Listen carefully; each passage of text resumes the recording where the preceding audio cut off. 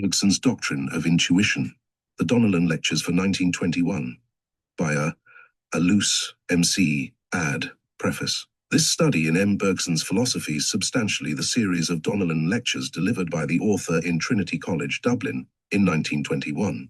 Since delivery, the lectures have been revised and considerably expanded. My thanks are due to the board of Trinity College, whose liberality has enabled me to publish them. A Luce, Trinity College, Dublin, March 1922. Chapter 1. The Method of Intuition. The philosophy of M. Bergson has within the last 30 years aroused a worldwide interest. Its influence appears to be steadily growing both in Europe and America. It is the live wire in contemporary philosophy. Now, philosophy is not propaganda. I hold no brief for Bergsonism, so I do not propose to defend it. I hold no brief for another system, so I shall not attack this one, as it appears to me not only un-Bergsonian, but unphilosophical, to belong to any school or to adopt any system. My sole aim in these lectures is to offer a sympathetic presentation of the salient features of Bergson's thought. The Bergsonian method is our subject today. Bergson contends that there is a special mode of thinking appropriate to speculative philosophy, and that to adopt it is the first business of the truth seeker. The contention is not new. Many thinkers have prefaced their systems with a statement of method. Sometimes their work has been all preface. They tax our patience, those metaphysicians who elaborate a method and never use it, who hunt for a starting point and never start. Bergson is not one of their number. His methodology is neither tiresome nor barren. He claims that his method gives definite results, and that it can be used to solve great problems of philosophy. In subsequent lectures of this series, we shall see the application of the method to 3 of these problems. There are other problems, such as religion and ethics, to which no doubt the same method could be applied. Bergson invites other thinkers to collaborate in the task. He is modest as to his own achievements. He does not aim at giving to the world a summa philosophic. Indeed, he has said that a philosopher should be content if he is treated with success 1 or 2 problems in a lifetime. When we have studied his treatment of the questions of free will, of mind and body, and of evolution, it will, I hope, be evident that the intuitive method is not a cul-de-sac, even if the hopes raised in sanguine minds of an intuition of the ultimate truth of things commanding universal acceptance be not in our day fulfilled. Bergson outlines his method in short works entitled Introduction à la Métaphysique and L'intuition philosophique. He refers to it and illustrates it also in many passages of his larger works. His main contention is this: the philosopher in pursuit of truth must substitute a mental procedure called intuition for that procedure called intelligence, which is used in business of life thought, in science, and in most systems of philosophy. We shall examine at length the arguments upon which this thesis rests. Before doing so, we must utter a word of caution. The Bergsonian method cannot be judged fairly apart from the Bergsonian doctrine. With Bergson, the what to think determines the how to think, and not vice versa. For ease of exposition, we are taking the method of the doctrine before its content. But intuition as a way of thinking, and intuition as a result of thinking, are indissolubly connected. In the history of Bergson's own thought, the concrete intuition came first, his conscious formulation of the method second. A philosopher worthy of the name has never said but one thing, says Bergson. Bergson's one thing is his primary intuition of duration. The representation of a duration, heterogeneous, qualitative, creative, is the point from which I started, and to which I have constantly returned. Evidently, it is not that his method has led him to his conclusions, but his conclusions have led him to his method. He sees all things subspecie duration is. The human mind for him is essentially memory. The organism est chose qui dure. Matter is a movement towards the instantaneous, that is, towards loss of duration. These Bergsonian principles flow from the one primary representation. The philosopher felt duration. He could not do without the representation of it, yet he could not picture it or categorize it. So he had to try to intuit it. The inability of the conceptual mode of thinking to express duration is the starting point of Bergsonism. The concept cannot get or tell that representation. In Bergson, we have Heraclitus asserting his primary conviction and tracing to its source the error of Parmenides. When a local leader is called to administer an empire, he has to discard political shibboleths and cut-and-dried economic formulae that were perhaps adequate for local administration, and his mind must take on a new pliancy and flexibility and width.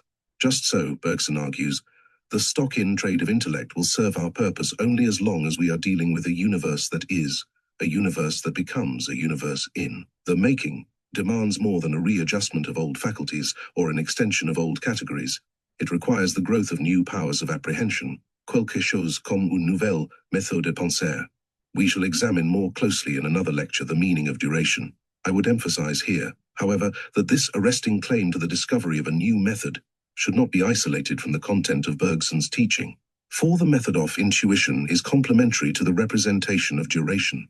If duration means nothing to the thinker, intuition will seem to him unnecessary, and the debate about method hollow. But if he takes duration as the fundamental reality, he will perhaps agree with Bergson that intuition is the only possible method for a philosophy of movement, of life, and of memory. Bergson, then, advocates intuition because he rejects intelligence. To arrive at the meaning of his term intuition, we must first discuss the negative side of his method, namely, his critique of intelligence. It requires courage to impeach intelligence. It is a serious step for a responsible philosopher to take. He exposes himself to the charge of irrationalism, and reason we regard, rightly or wrongly, as the foundation of ordered society. So Bergson's arraignment of intelligence deserves close attention. The doctrine of intuition is only for those, may I use a paradox, who intelligently reject intelligence, for those, that is, who understand just where and why intelligence fails the thinker. Of course, objectors urge that Bergson cannot be right, because he is using intelligence to dethrone intelligence. The same objection would lie against Kant's critic of reason. If valid, it would stop all self-criticism. It is part of the mystery of our makeup that we can both think and watch ourselves thinking. Bergson anticipated this objection and answered it in advance. We might note that William James, an independent and virile thinker, tells us frankly that Bergson's influence led him to renounce the intellectualistic method. I quote that authority to show that there is no initial absurdity about Bergson's enterprise. After all, why must intellect be the only instrument of knowledge? The organs of sense are dual. One eye aids the other eye to see. May there not be a binocularity of inner vision? Bergson holds intelligence responsible for the comparative failure of speculative philosophy. L'Evolution Créatrice closes with a review of the chief systems of philosophy from the Greek period to the present day. That chapter is, in effect, an indictment of the intellectualist method on the ground of its unprogressive character. Satisfactory answers to questions raised 2,000 years ago have not been found. The best brains have been brought to bear upon ultimate and momentous problems, but philosophy is not within sight of her goal. Bergson suggests as a reason that philosophy and science have been all of a pattern. Intellectualist, the modern metaphysic of the concept and its scientific counterpart, the theory of laws, simply reproduce the Greek tradition of static ideas. The Greeks had confidence in nature, in the mind left to its own inclination, and in the power of language to express thought. Plutôt que de donner tort à l'attitude que prennent devant le cours des choses la pensée et le langage, ils aimèrent mieux donner tort au cours des choses. Because philosophy has never broken away from these traditional principles of method, her highest speculation has issued in antinomies. Bergson is anything but a pessimist. He is full of hope for the future, but he thinks that philosophy will get no nearer her objective without a radical alteration of tactics. Philosophers have been content with a war of positions. They have dug in a labyrinth of concepts. They must now leave their trenches and come out into the open field of living experience. The method of intelligence has failed, and, Bergson says, must fail. If it is true that our primary and fundamental experience is becoming as opposed to being, Bergson's argument as to method would seem to be well-founded. But Bergson is not content with the indirect argument from absence of results. For a more convincing proof, he takes us to the structure of intelligence and to its probable history. We have a strong Kantian tradition here in Trinity College, and are familiar with the notion of a critique of the instrument as a preliminary to its use. Naturally ask if Bergson is simply harrowing the ground which Kant ploughed. Accordingly, the essential difference between the two critiques must be underlined at the outset. The pure reason which Kant analyzed is not a concrete fact of experience. It is an abstraction, an ideal of Newtonian science. It is a reason which some of us might like to possess, but which no one, not even a Teuton savant, actually does possess. Kant appears to take reason as a finished product, a static entity with no history and no future. Darwin has made it difficult for us to adopt Kant's viewpoint. Bergson, as a thoroughgoing evolutionist, regards human reason, or intelligence, as he prefers to name it, as a true growth, a faculty that has grown, is growing, and may grow. He plunges it boldly into the current of evolution. Intelligence is not for him an Athene from the head of Zeus, a superior faculty fully equipped from the beginning with 12 categories and 2 forms of intuition, a detached spectator of the drama of terrestrial life. On the contrary, it has played its part all along. It has shared and is sharing that evolution. It has a humble ancestry and poor relations. Only slowly and in face of opposition have its capacities developed. Who is to say that its development has ceased? To demonstrate the evolution of the human mind is no doubt impossible, but we have as much evidence for it as we have for the evolution of the human body. In both cases, the evidence amounts to practical proof. We find regular development within individual experience. The stages of individual experience form a resume of race experience. There is an embryology of mind, as there is an embryology of body. Features of human mind appear in the wider field of animal creation. Man has no monopoly of intelligence.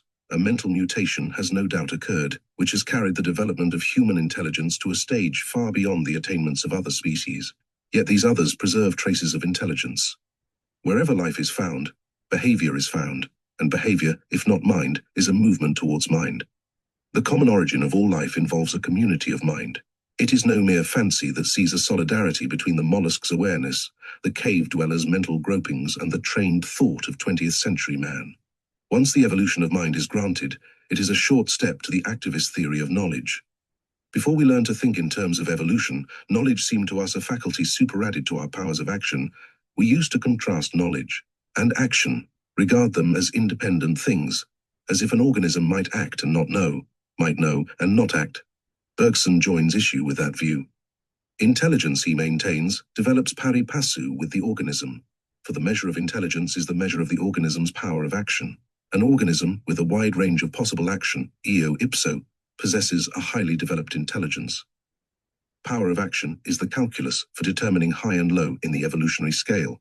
In the family of vertebrates, many structural and functional developments have facilitated the growth of intelligence. Their nervous system, their mobility, their apparatus for storing and spending energy have extended their radius of activity, and in so doing have enabled deliberate action to take the place of automatic response to stimulus. Man's preeminence among the vertebrates is due mainly to his hand. His intellectual supremacy springs, Bergson thinks, from the invention of artificial instruments. Man can put his hand to anything. The flint implements of prehistoric man, no less than modern machines, are characteristic products of human intelligence, and these products of intelligence have reacted upon the structure and functioning of that faculty. Not Homo sapiens, but Homo faber is our legend. Fabrication is humanity's first business. In other words, Adam should have been named Smith, for Smith is the proper name of mankind. Thus Bergson puts action first and thought second. This principle explains in his view the failure of previous philosophy. Intelligence, as its genesis proves, is not designed for disinterested knowledge. Its destination is entirely practical. Speculation about origins and ultimates lies outside its competence. Its business is to enable the organism to act upon its environment. Intelligence is at home in matter, and models itself upon matter, especially upon solid inert matter. It seizes on the material aspect of all things that are. Consequently, when it tries to represent motion, it immobilizes. Life it devitalizes. If faced with a speculative problem about life or spirit, it is puzzled and perplexed and always fails to reach a solution. That intelligence suits matter is no mere accident, Bergson thinks. In an interesting but admittedly speculative passage, he finds that the genesis of intelligence is the necessary counterpart of the genesis of matter. Both are interruptions of the upward current of cosmic becoming. Many who do not follow Bergson's metaphysical account of how intelligence comes to be related to matter will yet admit that this relation is a fact. If intelligence, that is to say, human thought following its natural inherited bent, is solely fitted for problems of action, then it is the wrong instrument for the metaphysician. A novum organum will be required for intuitive problems. In that sphere, says Bergson in effect, methods of intelligence are methods of barbarism. Take a joiner's outfit to a dissection, use pincers for forceps and chisel for scalpel, but do not apply workaday intelligence to delicate problems of philosophy.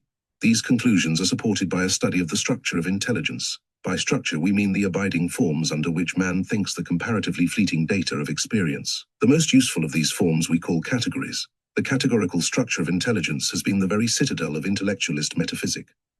No one, of course, would deny that we use categories and must use them. We must know if a thing is one or many, what the cause and effect of an event are, before we can pretend to understand the thing or the event. Life is a mystery to us, just because we cannot say whether the living organism is one or many, nor subsume it under the ordinary category of causation. What then are the categories? Kant lists the 12 primary ones. The intellectualist regards them as phases of eternal reason, preceding experience and making it possible. Bergson regards them as products of evolution that have shared the contingencies of the evolutionary process. For him, they are typical ways of thinking matter, human devices for fixing and making manageable the flux of things. In them and by them, we pigeonhole the data of experience. Taken together, they form a framework which holds the most obvious and the most ordinary part of the race experience. The framework is artificial and relative to the practical needs of humanity. Categories and concepts, having shared the evolution of the human race, enable man to move about in a material world and, to manipulate material things, they are in no sense antecedent to experience, nor are they universal and necessary conditions of all knowledge. They do not apply readily in the sphere of the organic, and in the sphere of the psychic they are inappropriate and often misleading. We look at a dandelion and call it one. But when we try to eradicate this one weed from our garden path, we find it a hydra containing the possibilities of an unlimited number of similar hydras. A study of intelligence functioning lends further support to his thesis. He examines the two chief mental processes, the two typical movements of the human mind, which have been most studied and are best recognized, deduction and induction. He finds that the idea of extension is at the back of both. It is noteworthy, he says, that deduction, which is usually regarded as a pure activity of the mind, should be ineffective just in that sphere in which we should expect it to give the surest results. If deduction were a non-spatial activity, surely it would be of most use in psychology and ethics and the similar sciences. Yet in these mental sciences, deduced consequences are least reliable. Notably in psychology, deductions from principles have to be checked constantly by a reference to one good sense, which Bergson defines as continuous experience of the real. On the other hand, deduction rules in geometry, astronomy, and physics. This consideration leads him to deny that deduction is an upgrade movement. He thinks it a mind movement in the direction of matter. Deduction is at home in quantity. In that sphere, its conclusions are rigid. In forming deductions, we use subconsciously a space picture. We are naturally geometricians, he says. There is a native geometry, anterior to the science. The very movement that draws a triangle generates its properties. Take a stick and draw the base of a triangle in the sand, begin the sides at equal angles with the base, and without completing them, without explicitly reasoning about them, we perceive the necessary equality of the completed sides. Deduction is the process of making explicit the implications of our native intuition of three-dimensional space. Similarly, logic is a geometry of thought. I make a mental diagram of my middle-term man, and the mortality of Socrates is given in and with that diagram. The radical weakness of the syllogism consists in the fact that qualities are only symbolized, not represented by the quantitative diagram. The inductive process also, Bergson holds, is based upon our intuition of space. Induction is a conceptual phase of a geometric method. Superposition enables Euclid to establish the equality of two triangles. Just so inductive science superposes case upon case, shows that all the conditions coincide, and makes the inference that the effect given with cause A is also given with cause A. The argument is cogent if, and only if, the terms of the induction are spatial or spatially represented. The causes and effects are required to be as definite as our points and lines. If causes and effects are not definite, the mental superposition is invalid. This is tantamount to the assertion that inductive aura inference only holds of quanta. Bergson, in effect, or says so. He points out that induction fails us when we deal with historical events just because the constituent factors cannot be isolated. We should all like to know the vera causa of the recent war, for then we might be able to prevent future wars. But war is not homogeneous, like space and number. It is a multiplicity of heterogeneous elements. Similarly with the supposed cause, capitalism or the personal ambition of a monarch are indefinite causes. Strictly speaking, they do not recur. The capitalism of 1914 is not the capitalism of 1922. The one may be a contributory cause of war, the other may prevent war. From the fact that yesterday's egg boiled in 3 minutes, I cannot infer that today's egg will boil in 3 minutes. I cannot superpose the two cases. For eggs, like capitalism and kings, have a history. Wherever you have the time factor, as with the organic and the psychic, you have duration. And where you have duration, you cannot have recurrent causes or simple causes, and therefore you cannot have valid induction. Timeless space and timeless matter, both probably only ideal entities, are the only sphere in which induction operates accurately. Thus, we may study intelligence as a product of terrestrial evolution. We may study its categorical framework. We may watch it operating. From these three investigations, Bergson derives cumulative evidence for his main contention. The genesis of intelligence, its essay, its processes, prove, so he thinks, that intelligence gives us a working knowledge of our material environment, but brings us no nearer a disinterested knowledge of the ultimate truth of duration. We come now to the positive side of Bergson's methodology. He rejects intelligence for the reasons given and with the qualifications stated. He puts in its place the methods of intuition. The method suits the man. M. Bergson is that rarity, a thinker who can both write and speak, a thinker whose writings are literature and whose speech is oratory. As regards his writings, I could quote as authority the late Provost Mahaffy, with whom some years ago I discussed the Bergsonian philosophy. Mahaffy was too good a Kantian to approve the substance of this new doctrine, but was unstinted in praise of its literary form. He spoke in the highest terms of the charm of Bergson's pen. M. Bergson is a finished orator too. Fluent in English, in French he is a Chrysostom. I have heard him hold an international congress of philosophers for an hour spellbound by the magic of his words. Now, charm in writing and in speech, as in all the arts, is a fruit of intuition. It is a magnetism by which the artist who possesses inside knowledge conveys it to the world. Bergson's style embodies the method he teaches. He has aimed at reaching the heart of life's mystery by another road than argument, at intuiting its secret, at winning the sympathies of his readers and hearers in order to impart to them his vision. Men of genius possess an uncanny insight. This insight we ordinary mortals like to regard as something sui generis, not merely as a high development of intelligence, touched with temperament. Have we any right to that view? Have we any ground for supposing the possibility of a second faculty of knowledge? We may recognize fully the limitations of human intelligence, and yet refuse to go any further on the Bergsonian road. We may say to ourselves that intelligence is not all we could wish it to be, but that it is all man has in that line, and all he is likely to have, in which case it would be our wisdom to make the best of it and give up crying for the moon. To prove the possibility of a non-intellectual knowledge, Bergson takes us to the facts of life. In the existence of instinct, he finds a proof from fact. Instinct is a faculty of knowledge that does not use categories and that does not oppose subject to object. Instinct is often regarded as an obscure impulse to action, an impulse that is absorbed in the action and has no cognitive residuum. A study of human instinct might leave that impression. Instinct does not play a noticeable part in the conscious experience of the educated man.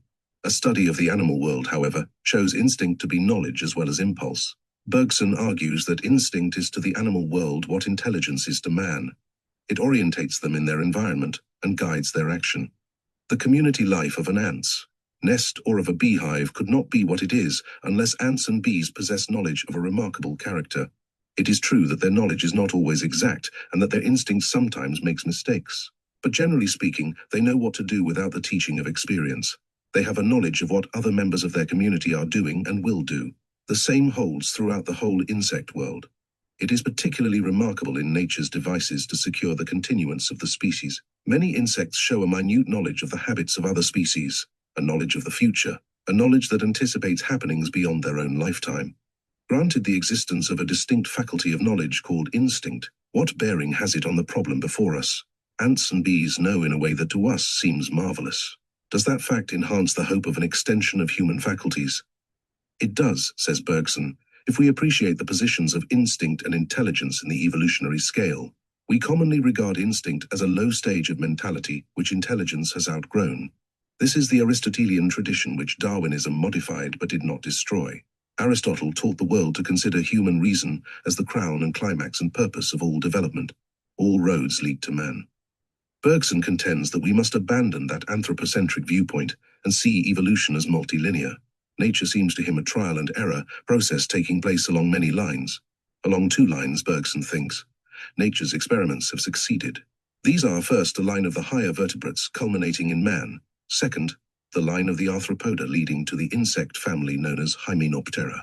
It seems probable that man and the community insects have been the latest species to evolve on this planet, and that therefore we may take them to represent the achievement of nature's proximate purposes. On this, showing the two main purposes of terrestrial evolution are intelligence and instinct.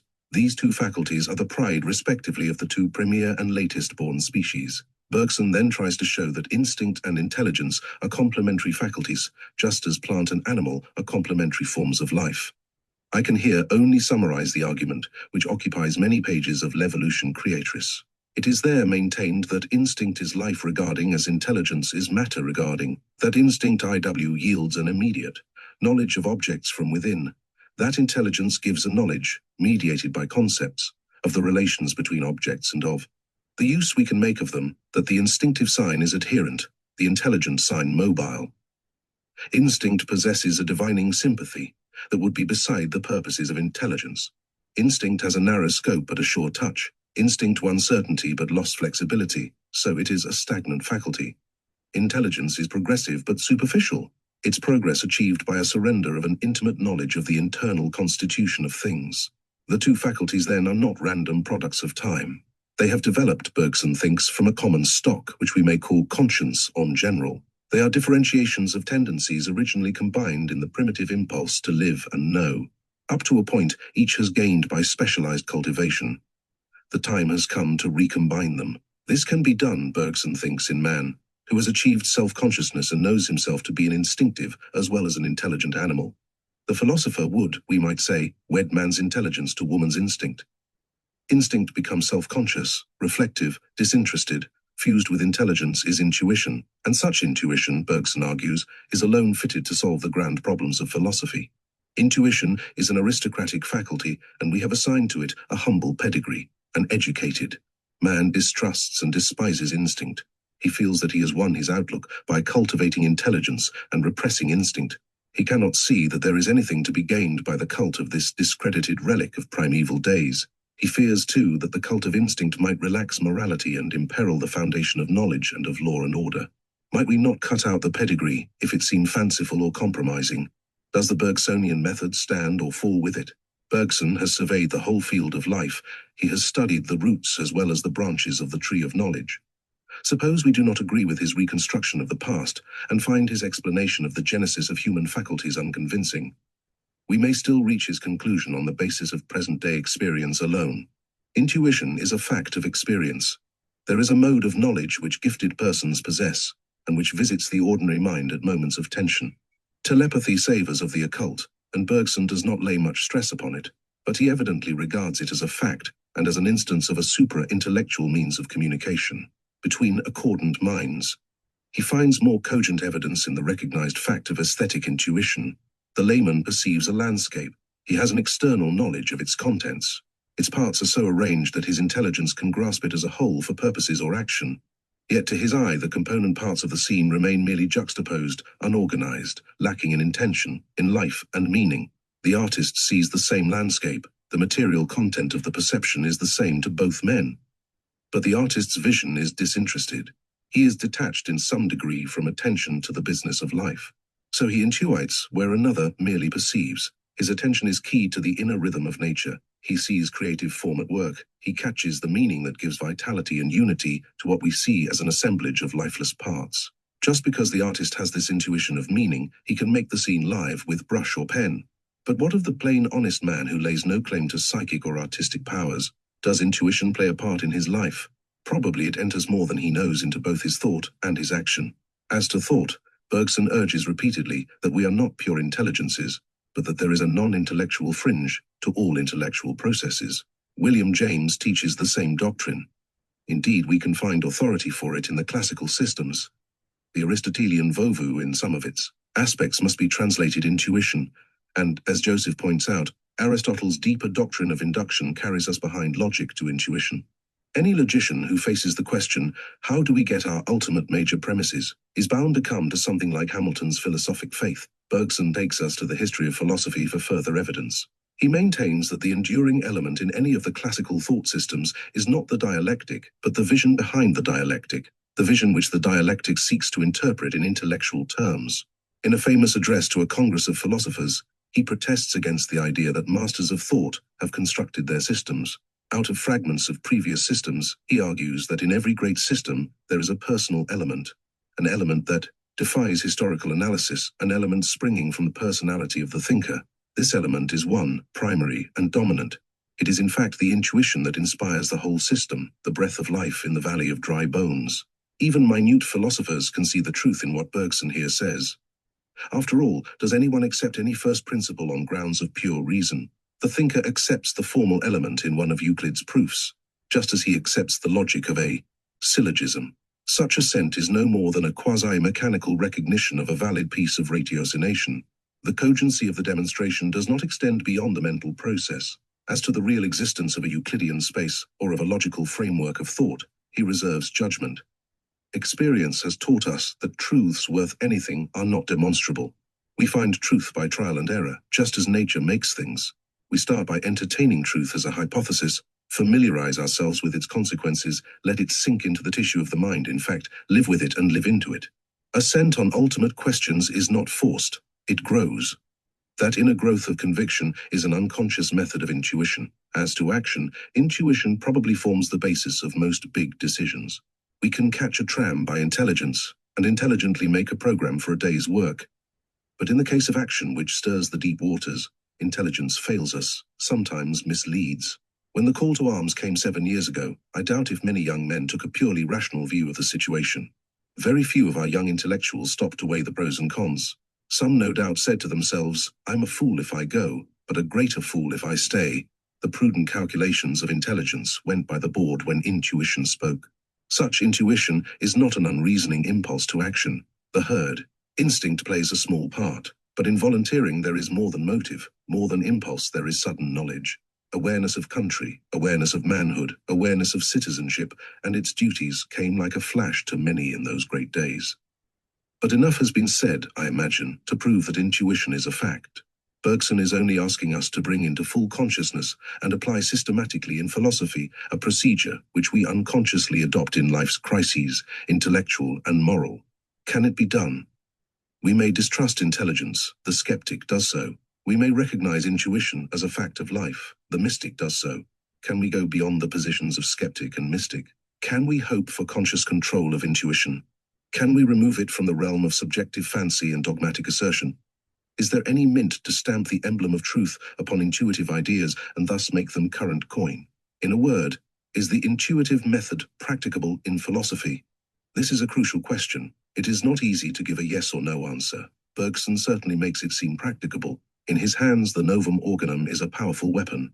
Whether others can be trusted with it is not quite so certain. Any teacher of philosophy sees the dangers attending the doctrine of intuition. The road may be safe, but it needs fences. Youth too readily welcomes the prospect of a shortcut to a universal knowledge. Youth is naturally intuitive. Laborious investigation is a necessary corrective to the dogmatic intuitionism of our early days.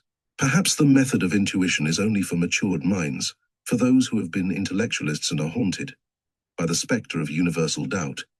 At any rate, we cannot judge the method until we have seen its applications.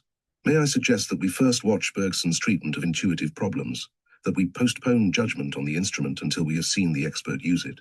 Meanwhile, it is important to understand what Bergson's primary aim is and how he proposes to achieve it. His aim is to establish immediate contact with reality. He is not content to move about in a world of phenomena half realized. His goal is the thing per se. He has such confidence in the hitherto unexplored powers of the human spirit that he thinks it possible. He thinks it possible to get back behind the process of terrestrial evolution, a process which in revealing phenomena has veiled the per se. It is worth noting that one of his early uses of the word intuition makes it equivalent to the datum of sense.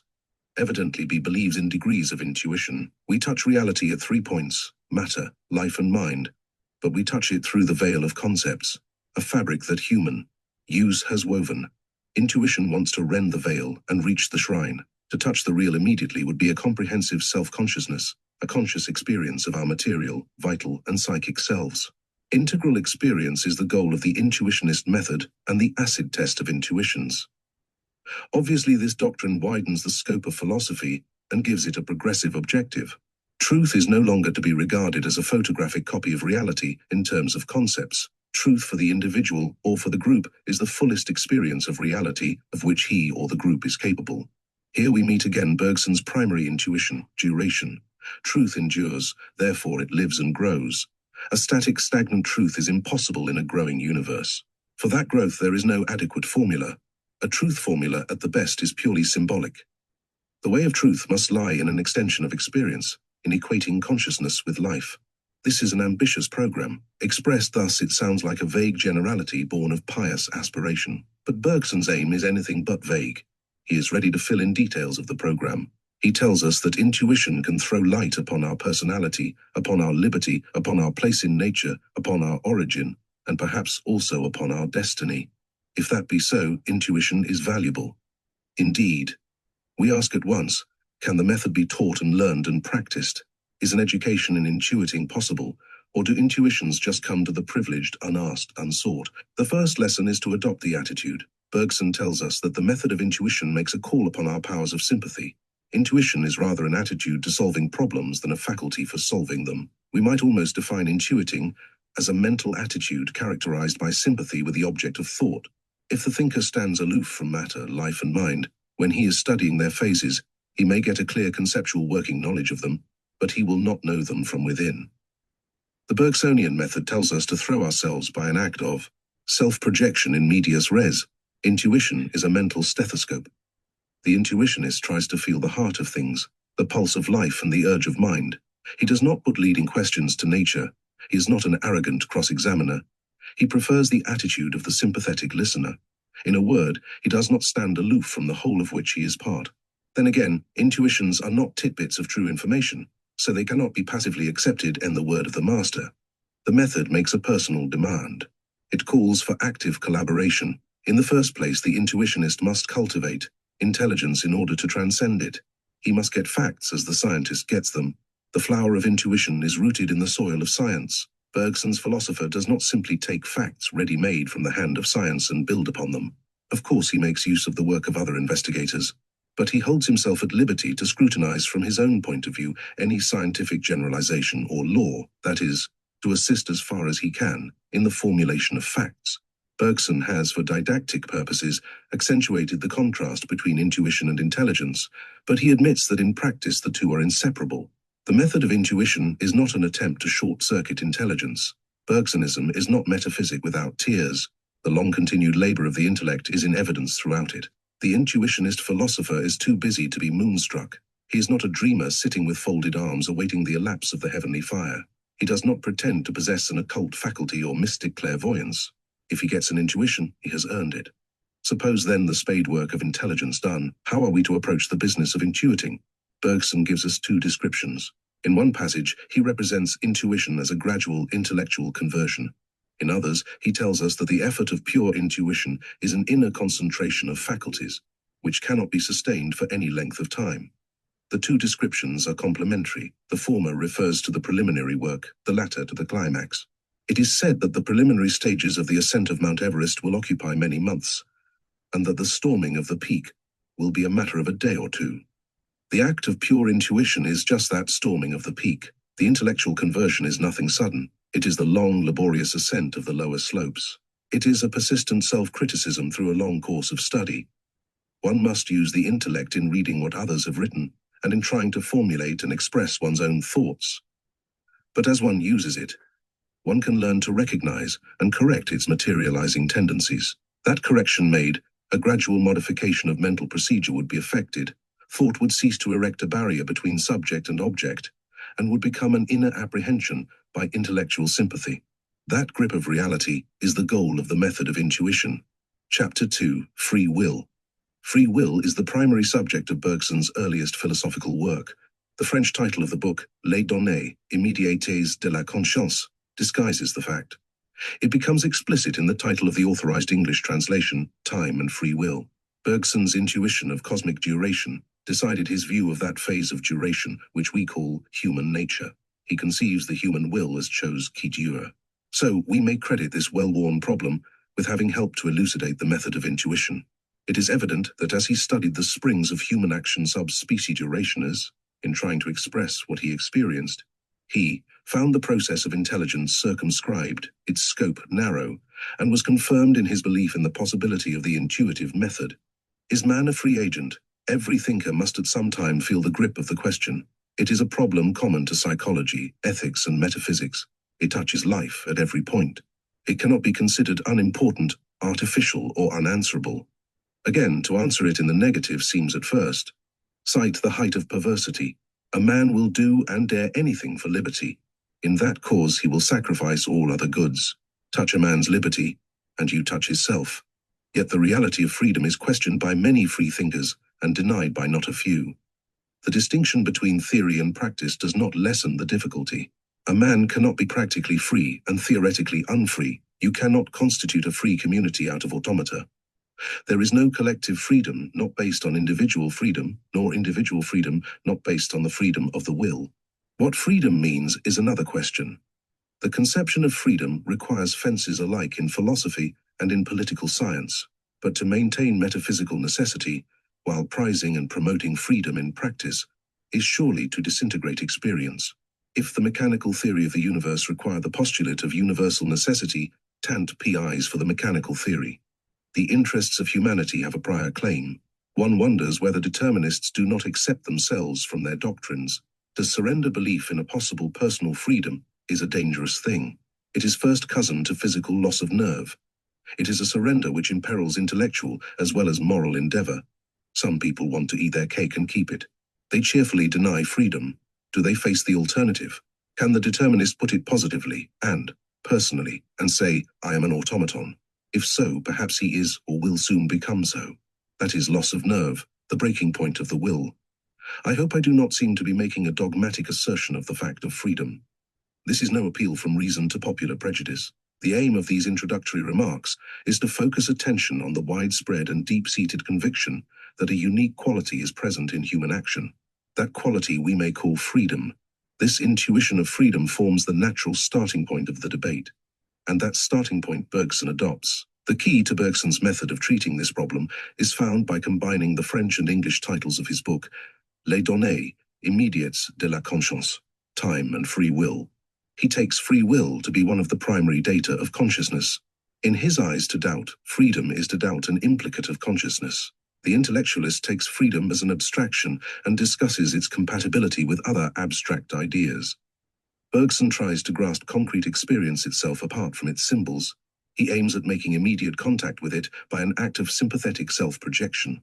In other words, he places himself at a stroke at the moment of action and intuites the quality of the action. He asks, is there at that moment a proprium of my action, any specific quality, which by contrast with other types of action I am entitled to call free? He answers unhesitatingly yes, and those who trust experience more than they trust an intellectual reconstruction of experience will probably agree with him. Then the task of this part of his philosophy is to justify the intuition of freedom. Spinoza was convinced that necessity rules the world, so his question ran, what makes men think that they are free?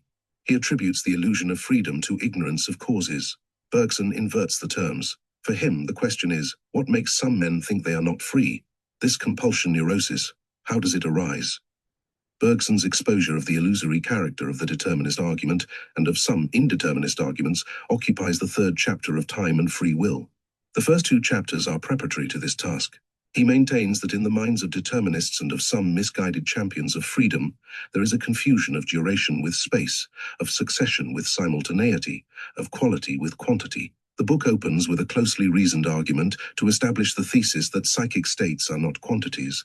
The will that moves my hand as I write is something psychic. It acts into space but is not in space. No mode of will has weight or position. The measures and numbers that apply to quantities are inapplicable to it. Bergson proceeds systematically. He takes one by one the various types of psychic states, representative, affective, deep-seated, superficial. He shows that we confuse the state of mind with its external cause or with its physical manifestation, and thus localize what in its nature is not extended. In localizing the will, we alter its very nature.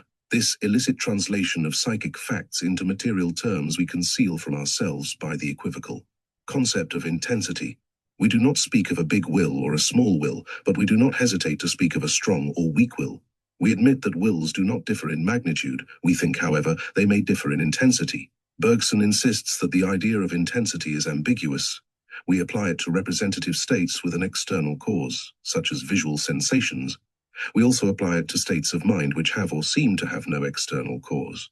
In the former case, we trace a certain quality in the effect to a certain quantity in the cause. When we speak of an intense muscular effort or of an intense visual sensation, the magnitude belongs not to the psychic effect, but to the physical cause. We perceive that many muscles are affected or that many stimuli reach the retina. The quality of the psychic effect bears no proportion to the quantity of the physical cause.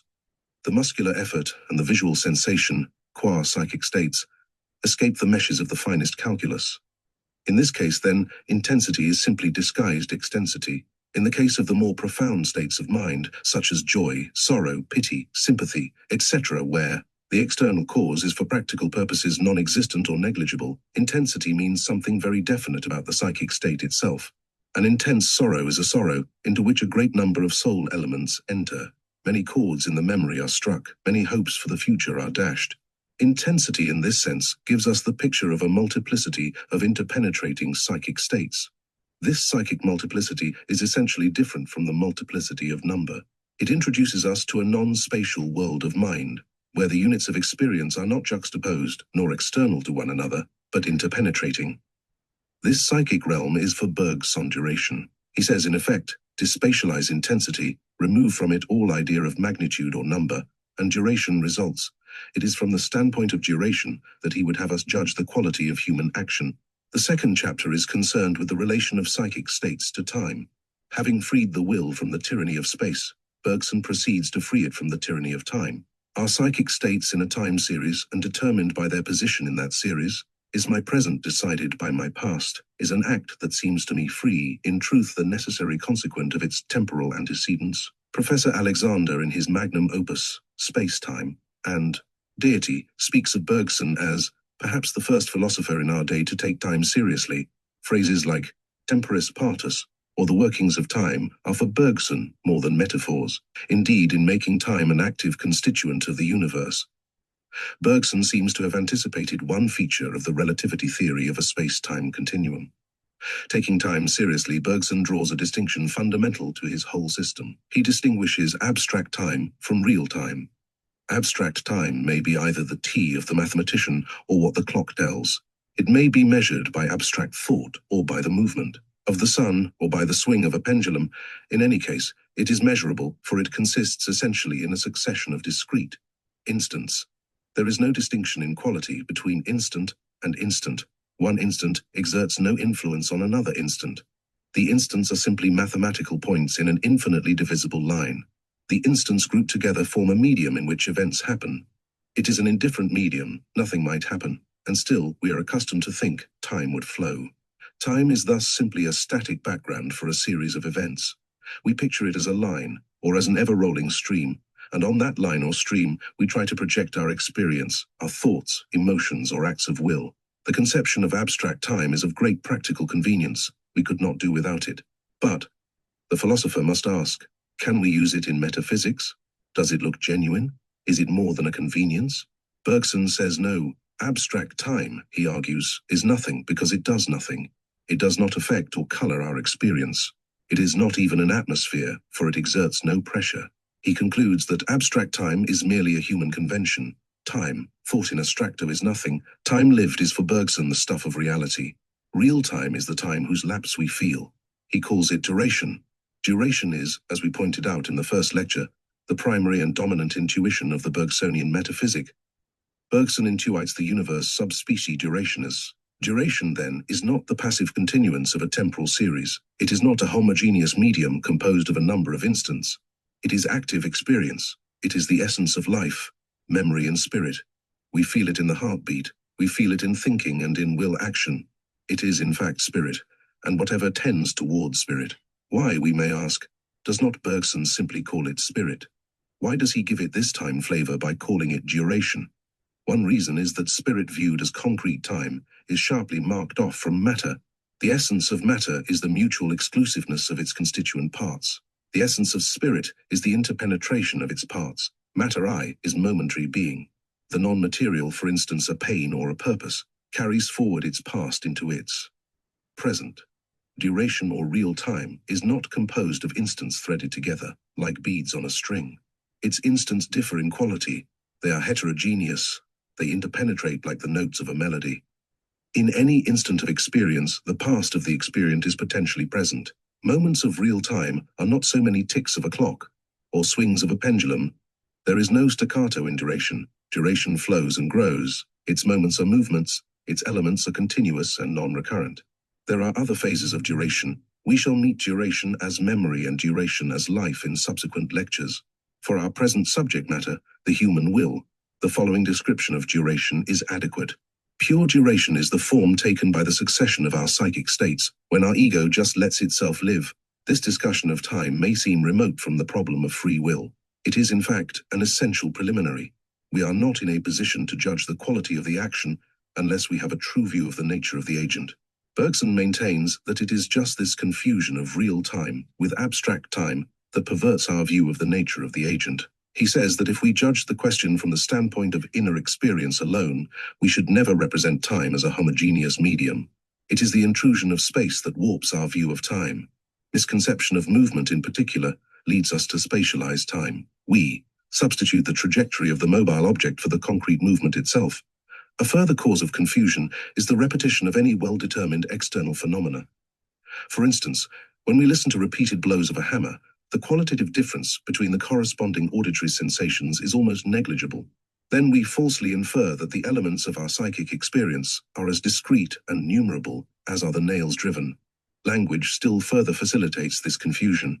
We make words stand for psychic facts. We can count the words, so we infer that we can count the facts. A series of artificially associated ideas takes the place of living thought. A juxtaposition of symbols is substituted for the compenetrating real terms of our experience. Finally, the concrete personal self which endures and which, in Bergson's opinion, we may intuit as free and creative, becomes reduced to a pale shadow, the mere representation of a timeless and abstract ego.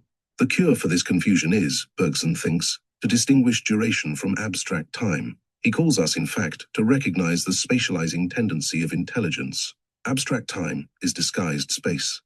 Time in which we date events is the same as the three dimensions in which we locate body. If time be a homogeneous medium, then it is simply space.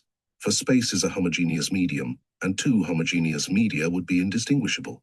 Abstract time, Bergson finally says, is the ghost of space haunting the reflective consciousness. Till this ghost is laid, we are not in a position to judge the nature of the will. We are reviewing the act of a personal will and its claim to freedom. The native bent of our minds impels us to pass judgment not on the original experience, but on its image refracted through the space-time medium. That medium is the mirror of necessity. There is no room for freedom in space or in spatial time. In space, each part determines the position of each other part. In linear time, each instant determines the next instant. The whole is a network of necessity. The new and the free are crowded out. Before applying this philosophy of time to the primary problem of free will, let us watch its application to the subordinate problem of prediction. The two problems are interwoven.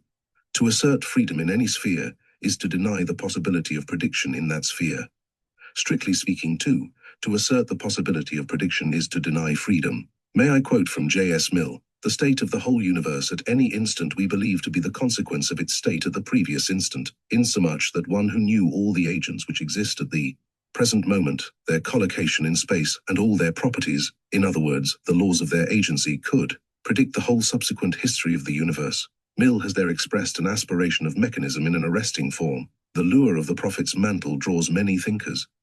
Bergson denies the bare possibility of prediction. The universe, he says, endures and therefore grows. Time, for him, is not a lay figure, but a creative force in the scheme of things. So time disturbs the most prudent calculations. Even supposing scientific knowledge to be complete, the wise man of Mill's fancy would be in a position only to describe the present, not to predict the future. Bergson anticipates one obvious objection to his view. It is urged that astronomers actually do possess a limited power of prediction. Bergson's answer to this objection is rather subtle. He maintains that scientific prevision is in reality vision. The astronomer does not see into the future, he simply reads the present more clearly and more fully than others do. The astronomer, so Bergson argues, represents the trajectories of celestial bodies by equations. The numerical relations, the simultaneities, the coincidences are all that matter to him. The intervals, the true duration of the heavenly bodies, their inner history, are neglected, because for his purpose they are negligible. Provided the numerical value of t is consistently preserved, the actual duration of t may vary without invalidating the equation. Thus, by reducing the interval to zero, the future eclipse is seen as a present phenomenon. In other words, the elimination of the real-time factor enables the scientist to see celestial phenomena projected simultaneously on the canvas of space. Perhaps the astronomer might not endorse fully this explanation of his own predictions, but he could hardly challenge the received opinion that there is a world of difference between predicting the movements of inanimate bodies and predicting the course of human affairs. Has not Bergson placed his finger upon the essential point of difference? In the one case, time is an independent variable. In the other case, a true constituent. In the sphere of the psychic, intervals are irreducible. Continuous change is the essence of a career, of a policy, of a joy or a sorrow. You cannot abbreviate a moment of experience. Abbreviation would alter its quality. To predict eclipses in the political firmament, or to cast an individual's horoscope, these are impossibilities. No extension of human knowledge could make them possible. They are impossible because time has a direction. Time cannot be reversed like a cinema film, nor is its movement periodic like the horses in a roundabout. Real duration, and not a caput mortuum, nor a form of thought. It is something, because it does something. It creates. The human will, Bergson thinks, is a phase of duration, participant in creative power. Just because the present is ours for free action, the future is shrouded in the veil of night. I have here anticipated a later portion of Bergson's argument. His first concern is to answer the question, how does the illusion of necessity arise? The answer is, as we have indicated, because thinkers follow uncritically the natural bent of intelligence. Determinism is the result of thinking duration in terms of space and spirit in terms of matter. This answer is too broad to carry conviction at first sight. It is counter-battery work preliminary to the infantry advance. The telling thrust of Bergson's assault on determinism is yet to come. He selects two strongholds of determinism and makes them his objective. The first is the analogy of the physical sciences, the second the law of causality. May I deal with the first very briefly, and with the second at greater length.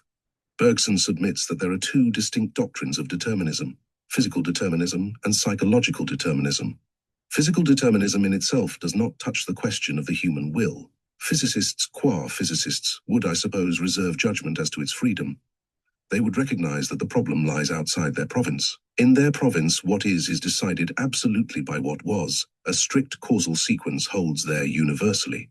Chemical science would be impossible.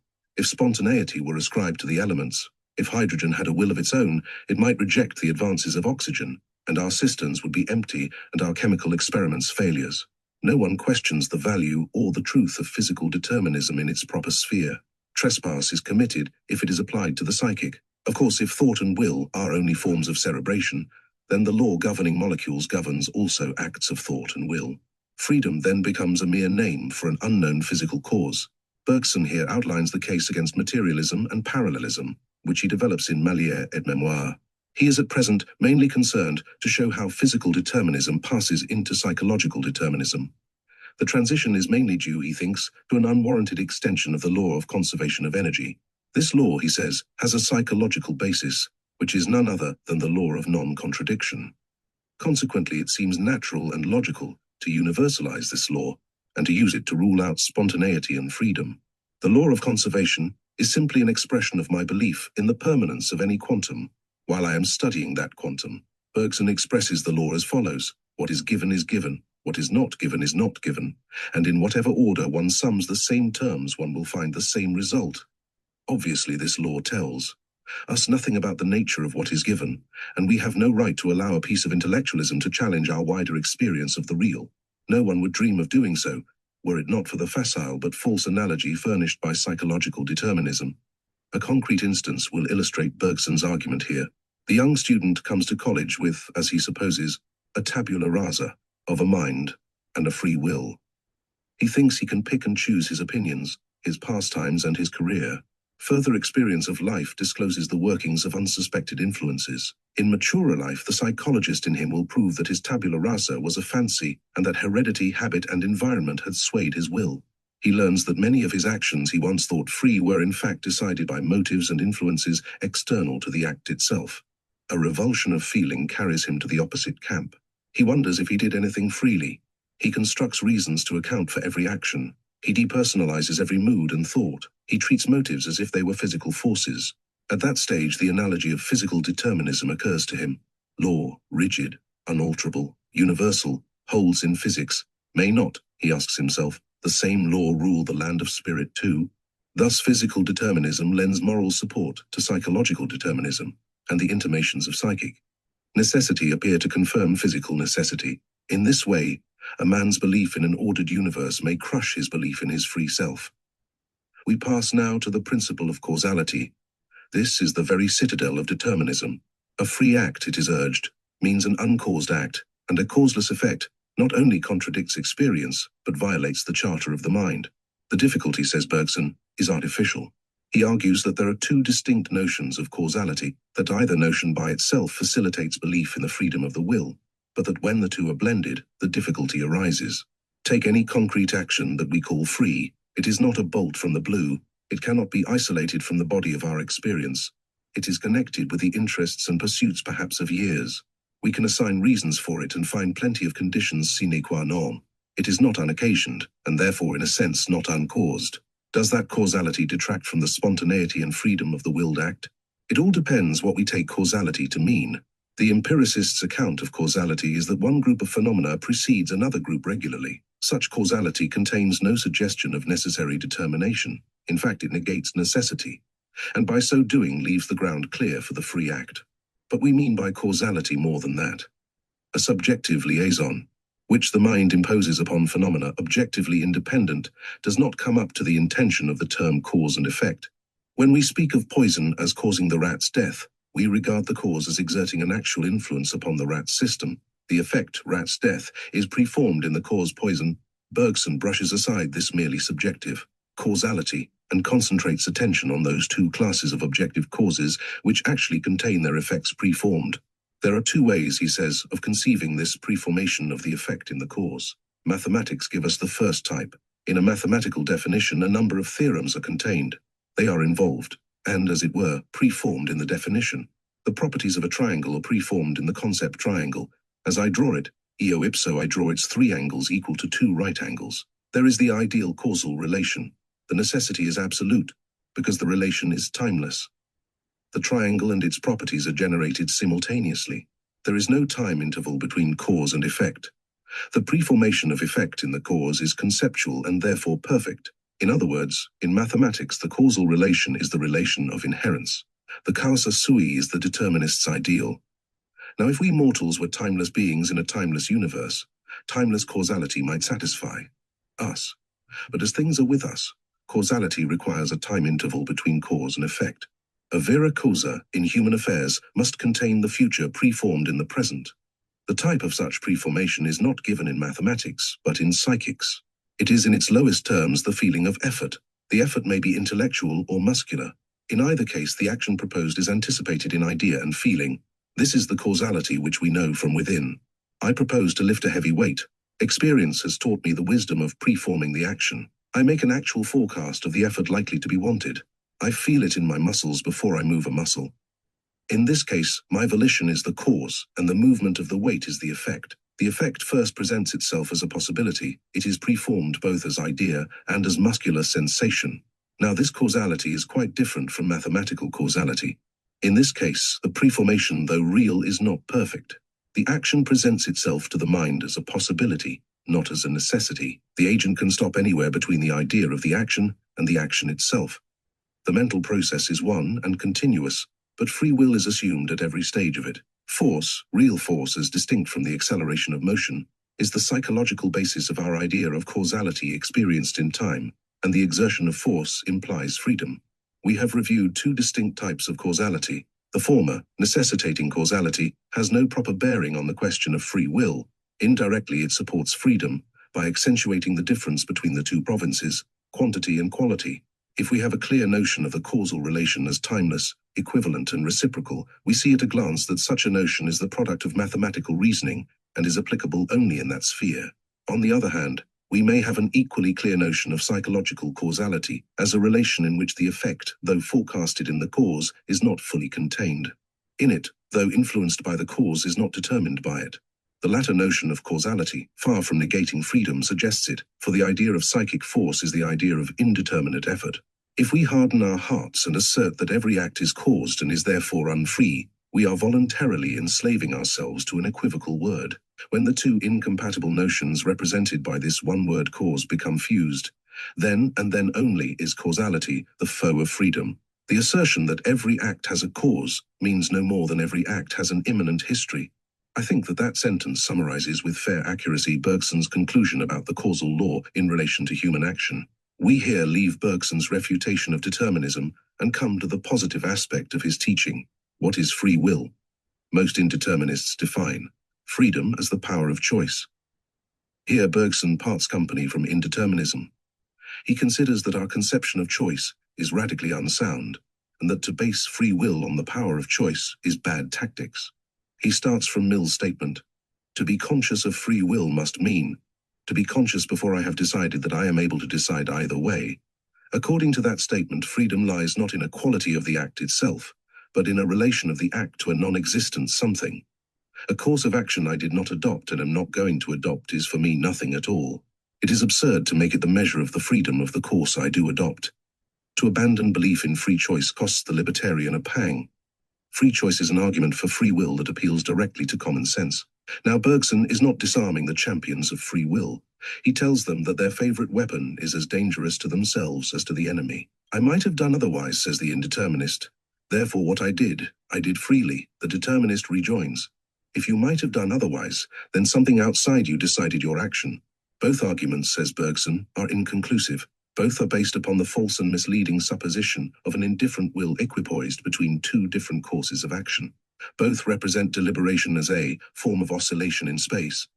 Place yourself, says Bergson, in the stream of duration at the instant of action, and the pictured alternative does not exist. You are free not because you might have acted otherwise, but simply because you act.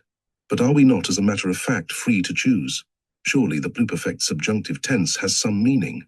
Of course, choice is a psychic reality. Deliberation, indecision, hesitation are as real as any other states of mind. There are, we will say, two careers open to the young man. He decides on one and takes steps accordingly.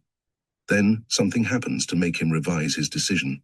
He reverses his steps and strikes out on the other line. Such a case seems proof positive of the equal possibility of alternative choices. But examine the case closely. The first decision, the reconsideration, the second decision, form a succession of states of the man's mind. The psychic development is one and continuous. The very hesitation, the false start, the reversal, the fresh start are solidaire and qualify the final decision. There is no as you were in the military vocabulary of the will. The will has no zero line from which it advances and to which it can retire. Time is irreversible. What we have lived is lived and cannot be unlived. Again, can we not prove directly that the free choice of the indeterminist is an illusion? As to past experience, to debate possible alternatives is idle. Might Caesar not have crossed the Rubicon? It is a meaningless question. It is equivalent to asking, might Caesar not have been Caesar? To experience in prospect, the test of introspection can be applied. We can watch ourselves coming to a decision. Take a homely instance from everyday life. Shall I go by tram or by train to Dalkey? We appear to others to debate the point. Impartially, they think we are equipoised between the two alternatives. We may deceive ourselves into thinking that the question is open. But the debate is hollow. The decision, if only a provisional one, is already taken. We may even be aware beforehand that when we are seated in the tram we shall say to ourselves, I could have gone by train, and half wish I had. In other words, the opinion of unfettered choice rests on wisdom after the event. To put the same thing in more Bergsonian language, when we are looking back on a past period of indecision, we make a spatial representation of that experience. We picture ourselves at a point from which two lines diverge. Space intrudes into real time. The line we did not take, on paper, is equally real with the line we took. In our mind's eye, both lines are equally real. But cease to visualize, cease to see symbols, think the two lines, and, in the mere act of thinking, the rejected alternative vanishes. A classical illustration will make the point clear: the choice of Hercules, the high road of his life, bifurcated. One signpost pointed to virtue, the other to vice. Of course, being Hercules, he took the path of virtue. Hercules on the path of vice is simply an idle fancy. Were Hercules at a bifurcation of an actual macadamized road, the left and right would be equally real. But the equal reality entirely depends on the alternatives being in space or spatially pictured. If freedom is not the power of choice, what then is it? It is a quality in the action itself. It is not the power of doing what we like. It is rather the power of liking what we do. If man is an automaton, his action does not differ in kind from mechanical action. But most of us feel that there is something distinctive about our best actions at our best moments, something that makes action worthwhile. That is all the philosopher should be required to show. Bergson describes freedom as relation of the concrete ego to the act which it accomplishes. He attempts no definition of freedom. In fact, one of the main purposes of his argument is to show that definition from the nature of the case is impossible. He reviews 3 suggested definitions of the free act. Some say the free act is what might not have been. Some say it is what could not have been foreseen. Some say it is what is not necessarily determined by its cause. He argues that the assumption of each one of these 3 definitions leads to determinism, by destroying what it claims to define. Freedom is too fundamental to be explained in terms of anything else. It is given in and with personal consciousness. Like action itself, freedom is something we experience but cannot define. That does not mean that we can say nothing about it. Description of some of its aspects is possible, and such description enables us to know, to some extent, what it is and where to look for it. Freedom involves an expression of the whole personality. Bergson goes that length with the self-determinist. Rashdall says that Bergson's position is fairly describable by the word self-determinism.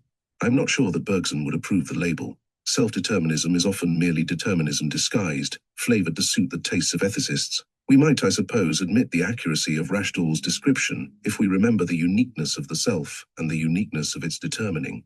The self, for Bergson, is a growing ego, a creative entity. Its determining is more than a mechanical unfolding of a prearranged destiny. Free acts are characteristic acts. They express the man. In a sense, the man is more than his will. Analytic psychology treats will as one member of a triple alliance of faculties. In that narrow sense, the will is not free.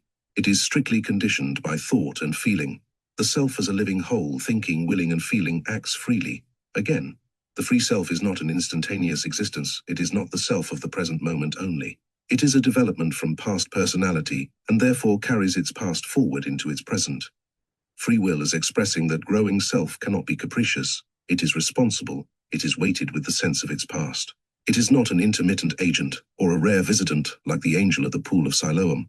Its operation is continuous. Its roots run far back into the past, behind the lifetime of the individual. Inherited disposition, instinctive impulses, temperament, the idea that guides, the feeling that motives, all these form part of the self that acts. Les données immédiates leaves the question at this point. Bergson has exposed the illusion of necessity and has shown that freedom is an ultimate factor in human experience, a quality of action that expresses the whole self. His later writings bring the problem into connection with a wider metaphysic. His intuition of duration expands. Mankind endures but has no monopoly of duration. Mankind is free but has no monopoly of freedom. Bergson does not grow out of his faith in human freedom, nor does he lose sight of its distinctive character. Yet in L'Evolution Creatrice he depicts human freedom as part of a wider movement. Human free will there becomes the flower of cosmic free mind, and life is the great agent of liberty. Mind for Bergson represents the creative process of the universe, the continuously acting opponent of the matter trend. He regards life as a lower phase of mind, so life is a vast liberty movement. Thus life and liberty are inseparable, and free will is set at the heart of the cosmic process. This, of course, is speculation. It may commend itself to some thinkers, and not to others, but freedom as a fact of human experience stands on its own feet. It finds a secure footing on the earth, and does not need the towering pedestal on which speculation would set it. At the same time, we cannot dispense with the metaphysician's comprehensive vision. A study of nature's freedom may confirm our intuition of our own personal freedom. There seems to be in nature a scale of freedom, just as there is a scale of life. A more emancipated will seems to accompany a rise in the scale of life. It may well be that freedom is an upgrade tendency, realized in the universe in varying degrees, counteracting the downgrade tendency towards the automatic and the mechanical. If we leave theory aside and ask for Bergson's teaching as to the extent of freedom in practice, we find the answer in his phrase, degrees of freedom. Some men are more free than others, and each man has his moments of greater or lesser freedom. The degree of freedom depends partly on the psychic tension of the person at the moment of action. There are different planes of life and action. One and the same outward action may represent completely different internal states. I raise my hand to balance myself, a reflex action. I raise my hand to stop a bus, the volition is microscopic. I am not totus in illis. I raise my hand in token of surrender or in token of defiance, acts which deliberately done permanently modify personality. Experience at one time seems a succession of impersonal states. The sense of personal unity is submerged. My state of mind at 4 o'clock determines my state of mind at 1 minute past 4. At moments of crisis, states of mind disappear, necessity disappears, clock time disappears. All is personality, freedom, duration. The great moment finds or makes the great man. The psychological moment is well named. It is known by a psychic synthesis, by an inner concentration of personality. The man's past, both what he inherits and what he has himself achieved, bears down on his present and gives birth to climacteric actions. Such actions are free because the whole man is in them, free because decided by nothing outside the man, free because creative of personality. Bergson admits that the height of freedom is only rarely attained. Many, perhaps most, of our actions are so nearly at the mechanical level that for practical purposes we may call them mechanical. It is unwise to cheapen the word freedom. All organic movement probably has been free, and still contains, as it were, an embalmed freedom. It seems as if nature economized freedom. She appears to make use of mechanism to perform actions that at first were free, and thus husbands her energies to attack higher problems. Physical skill, for instance, is an originally spontaneous effort, which by repetition has become automatic. Bergson is so much impressed by this aspect of psychic growth that he distinguishes two aspects of the ego. He speaks of the superficial self and the deep-seated self. The life of the superficial self is largely automatic. It is that side of our nature which we present to the outside world. The fundamental self is free, though it only rarely intervenes in conscious experience. The difference between the two selves is, of course, only one of degree. This point needs emphasis, for it removes an apparent inconsistency in Bergson's doctrine. At one time he treats every human action as free, yet he says that many men live and die without having known true liberty. Leroy says in his masterly exposition of Bergson's teaching, Nous sommes liberables plus que libres. Bergson's pride in human liberty is sobered by his sense of the prevalence of automatism. He regards the highest human free will as something to be wrested from the jaws of necessity. Men, in his eyes, are not free as air, neither are they slaves. They are fettered free men, free to file their fetters, free to achieve freedom. Bergsonian freedom is not a possession to be enjoyed, but an infinite enterprise. The enterprise takes shape as the task of self-creation. This is Bergson's most complete and perhaps finest expression of his intuition of freedom. Free acts are those that create personality. The creation of free personality would seem to be the proximate purpose of the evolution of life on this planet.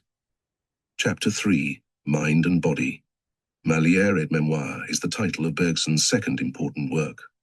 The purpose of the book is to define the role of the body in the life of the mind. The book was published in 1896, about 6 years after Les Données Immédiates. The author tells us that during that 6 years interval, he set himself to find out what physiology and pathology teach for fact as to the relation between the physical and the moral. The problem of mind and body took shape for him as the problem of perception. He saw that mind is most accessible in the form of memory, and that memory becomes embodied in and through the senses. He made a minute study of the literature of aphasia. Aphasia furnishes most instructive types of abnormalities of memory, and it seems to be essentially a dislocation of word memory. And in the memory of words, their sight and sound, we find, so Bergson thinks, the vast problem of mind and body focused to a point. The problem of perception seems at first glance remote from that of mind and body, so much so that perhaps I owe you an apology for announcing one subject and, apparently, lecturing on another.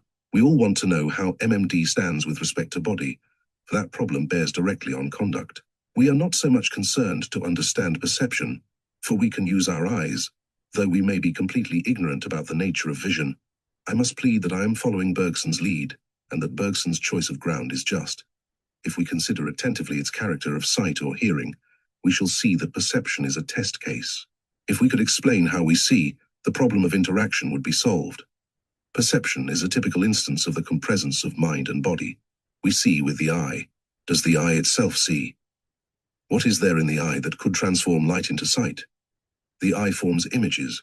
So does a camera, yet we do not credit the camera with the power of seeing the images it has made. The authorities on the subject tell us that the eyeball is an optical instrument. They underline the eye's resemblance to a camera, its lens, aperture, screen, and focusing device. They show its electrical attachment to the brain. The optic nerve is a twist of fibers running down from the occipital lobes. On approaching the eyeball, it expands into the retina, thus forming the sensitive plate of the camera. That the image should be formed on the retina is in principle easily intelligible.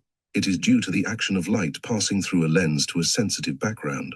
But how and where does the retinal image become vision? We may summon to our aid electrons, visual purple, and cerebral centers. They do not help to explain the essence of the problem. Electrons ex hypothesi are non-psychic. If the rods and cones of the retina do not see, is it credible that cellular or fibrous matter in the cerebrum can do so? The mechanism does not explain the function. The same difficulty meets us in the case of the other senses. In the inner ear, the delicate terminals of the organ of Corti receive and transmit vibrations. How do they transform vibrations into sound? The auditory nerve no doubt transmits the vibrations to the cerebral center. That brings us no nearer the origin of the percept. It is surely unscientific to attribute occult powers to sense organs, to nerves, to the cortex, to electrons. To all appearance, the fovea of the retina is as blind as a camera, and the organ of Corti as deaf as a grand piano. As to any magic in the cerebral centers, one has only to take forceps and scalpel to them to be convinced that it is not there. We see with the eye and hear with the ear, because in the sensory cerebral process mind and body meet. Perception then is a union of mind and body, and a solution of the problem of perception is our quest. Bergson's method of approaching the problem is again the intuitive method. I would draw your attention to this fact. Critics say that Bergson preaches intuition but does not practice it, that criticism is not just. It is true that Bergson makes no parade of his method. He does not tell the reader at the start of a paragraph, "Now I'm intuiting." One has to read between the lines to find the method, but it is there, and it is what gives distinction to his treatment of the problem. He waits till the last chapter of Matière Memoire before drawing our attention to the fact that he has used the method, but the whole argument is conducted in the atmosphere of intuition, and the very opening words of the book, "Me voici donc en présence d'images," give an intuitive setting to the problem. The application of intuition here is more complex than in the case of free will. It is comparatively easy to identify ourselves with the will. Self-identification with the act of perceiving is harder to compass. Intuition here prescribes at any rate what not to do. Both idealist and realist methods set up a barrier between thought and thing. Both make a clean cut between percipient and percipienda, and thus they never touch the concrete perception. Bergson asks the reader to forget both methods. His aim is to study the undivided psychophysical act of perceiving. Every sense action is an interaction. Consequently, though concrete seeing is one act, yet it presents itself to reflective thought under a double aspect. Therefore, the intuitive study of perception demands 2 successive efforts of intuition, intuition on a high plane and intuition on a low plane. The former is a self-identification with the mind element in perception, the latter a sympathy with the physical and organic elements of the same perception. These 2 efforts of immediate apprehension form the 2 pillars of Bergson's theory of perception. He takes first the intuition on the lower plane. He tries to reduce perception to its lowest terms. He finds that the original and fundamental act of perception is that act by which we place ourselves d'emblée dans les choses. When he intuites that act, he represents the intuition in the words quoted above. Me voici donc en présence d'images. To follow the train of Bergson's thought, we must imagine our intercourse with the world of things. After all psychic elements have been eliminated, we have to imagine experience as a tabula rasa, without memory, confronted with an instantaneous perception. That is the setting of what Bergson calls pure perception. In the case of sight, could we for the moment become literally all eyes, we should have lowered ourselves to the level of pure visual perception. Here am I, and there are the chairs and tables, sun, moon and stars, etc. It sounds very simple. It is not so easy for the sophisticated self-conscious thinker to take these simple snapshots. We have in this case to pass a self-denying ordinance. We have to forget our supposed superiority to the inanimate things around us. Bergson would have us rule out even the term thing and substitute the neutral term image. Image, he says, is nearer the common sense view of matter. Image is an existence, more than a representation, and less than a thing. In a sense, this is an attempt to recapture the child's view of the world before he discerns objects and names them. The intuitionist tries to imagine how men and things look to an absolutely neutral observer, say a Martian, or the Sphinx or Alexander's angel. Bergson's meaning is plain enough. The human body is not exempt from the universal interaction. If it be true, and it is confidently asserted, that every point of space acts on every other point, it is clear that surrounding objects act on the brain and the brain on those objects. In this elementary give and take between things, Bergson finds the physical basis of perception. He asks us to intuit pure perception as a step towards understanding the true nature of concrete perception as we experience it. So far, we have left out of account 2 factors in perception, life and mind. In taking life into account, we have to modify our primary intuition of material existence. The introduction of life means the introduction of centers of indeterminate and real action into the world of images. In the case of vision, we are not studying a glass eye situated among other objects, but the eye sharing the life of the organism. The organism is a center of indetermination. So organic perception is very different from physical contact and impact. The tennis ball moves when it is struck, but it would be an abuse of language to speak of its fibers perceiving the racket strings. The ball, no question, makes of eyes and nose. A phenomenon differing in kind is presented by the impact of electrons upon the retina. The body that lives occupies a privileged position in the universal interaction. It is not merely one body in a democracy of bodies, but a privileged center of real action. Centers of indetermination are, for Bergson, force points where stimuli are not transmitted mechanically. The privilege of the body as such a center consists in the fact that it absorbs part of the action of its environment. It is not content simply to reflect. In other words, the body feels itself, as well as perceives its environment. While we treat the body as a mathematical point in space, it is, of course, indestructible and non-sentient. But in point of fact, the body is liable to wear and tear by reason of external influences, so it offers resistance to deleterious influences. Pain, for instance, is, for Bergson, an effort of resistance offered by a part of the body to the forces that injure. It is a local, unavailing effort of the nervous system to put things right. Affection, then, is an ingredient of concrete perception, just because the percipient is also sentient. His perception rises above the level of physical action and reaction. Given, then, a world of images and centers of indeterminate action, conscious perception, Bergson argues, must arise. The deduction of perception is a necessary consequence of Bergson's intuition of living organisms in their material environment. Perception follows from the nature of life, but Bergson is not content to deduce merely. He thinks it possible to understand how this perception arises and what the nature of perception is. Bergson defines perception as a variable relation between the living being and the influences more or less remote of the objects which interest it. Perception, for him, originates in action and is primarily a form of action. He denies that perception is in its essence and origin a form of knowledge, and regards the assumption of the speculative interest of perception as the Nautov-Wevdok of the idealist-realist controversy. If then perception originates in action, there must be some proportion between the perceptive powers of the organism and its radius of action. This, he says, is what we find. The nervous system is the great instrument of action. The more complex nervous system of the higher animals serves to place their motor mechanism in connection with a larger number of space points. The higher animals can act far and therefore can perceive much. Here we find the origin of the illusion of materialism. The intimate connection between perception and nervous system is common ground to Bergson and to the materialist. Bergson admits that all goes on as if our perceptions originated in our brain and were projected thence without. Sever a nerve and perception ceases. The materialist inference from that fact is quite false, says Bergson. This is a point of extreme importance in the Bergsonian theory, so we must examine it closely. When the sense organ receives a stimulus from without, a movement in the body is set up. That movement, be it vibration or electric current, is transmitted by the afferent nerves through various nerve centers to the medulla, and finally to the cerebral centers. The movement does not stop there. From the brain it is redirected and passes along the efferent nerves to muscles and to other parts of the body. The whole process is complete and self-contained. If the ingoing nervous current came to an abrupt end in the cortex, we might suppose that by some alchemy that part of the brain originated thought. But, on the very showing of physiology, external object, sense stimulus, cerebral process and muscular response form one unbroken whole. At no point in it is there room for the birth of mind elements, chemical consciousness, chemical messengers, nerve telegrams. One meets such phrases in scientific descriptions of perception, but such phrases will not bear scrutiny. They are mere figures of speech, very misleading ones. Afferent nerves no more bring information than telegraph wires do. What they do bring to the brain from the outside world is a subtle form of motion. The severance of an afferent nerve is not the interruption of a message on its way, but the inhibition of a stimulus and the prevention of a reaction. The vibrations that come to the eye from a luminous body pass from the retina to the brain and are thence distributed through the system, but surely. To credit that movement with the power of originating anything so heterogeneous as a percept or a thought or a feeling violates the first principles of science. If electrons had that power, they would be miraculous things.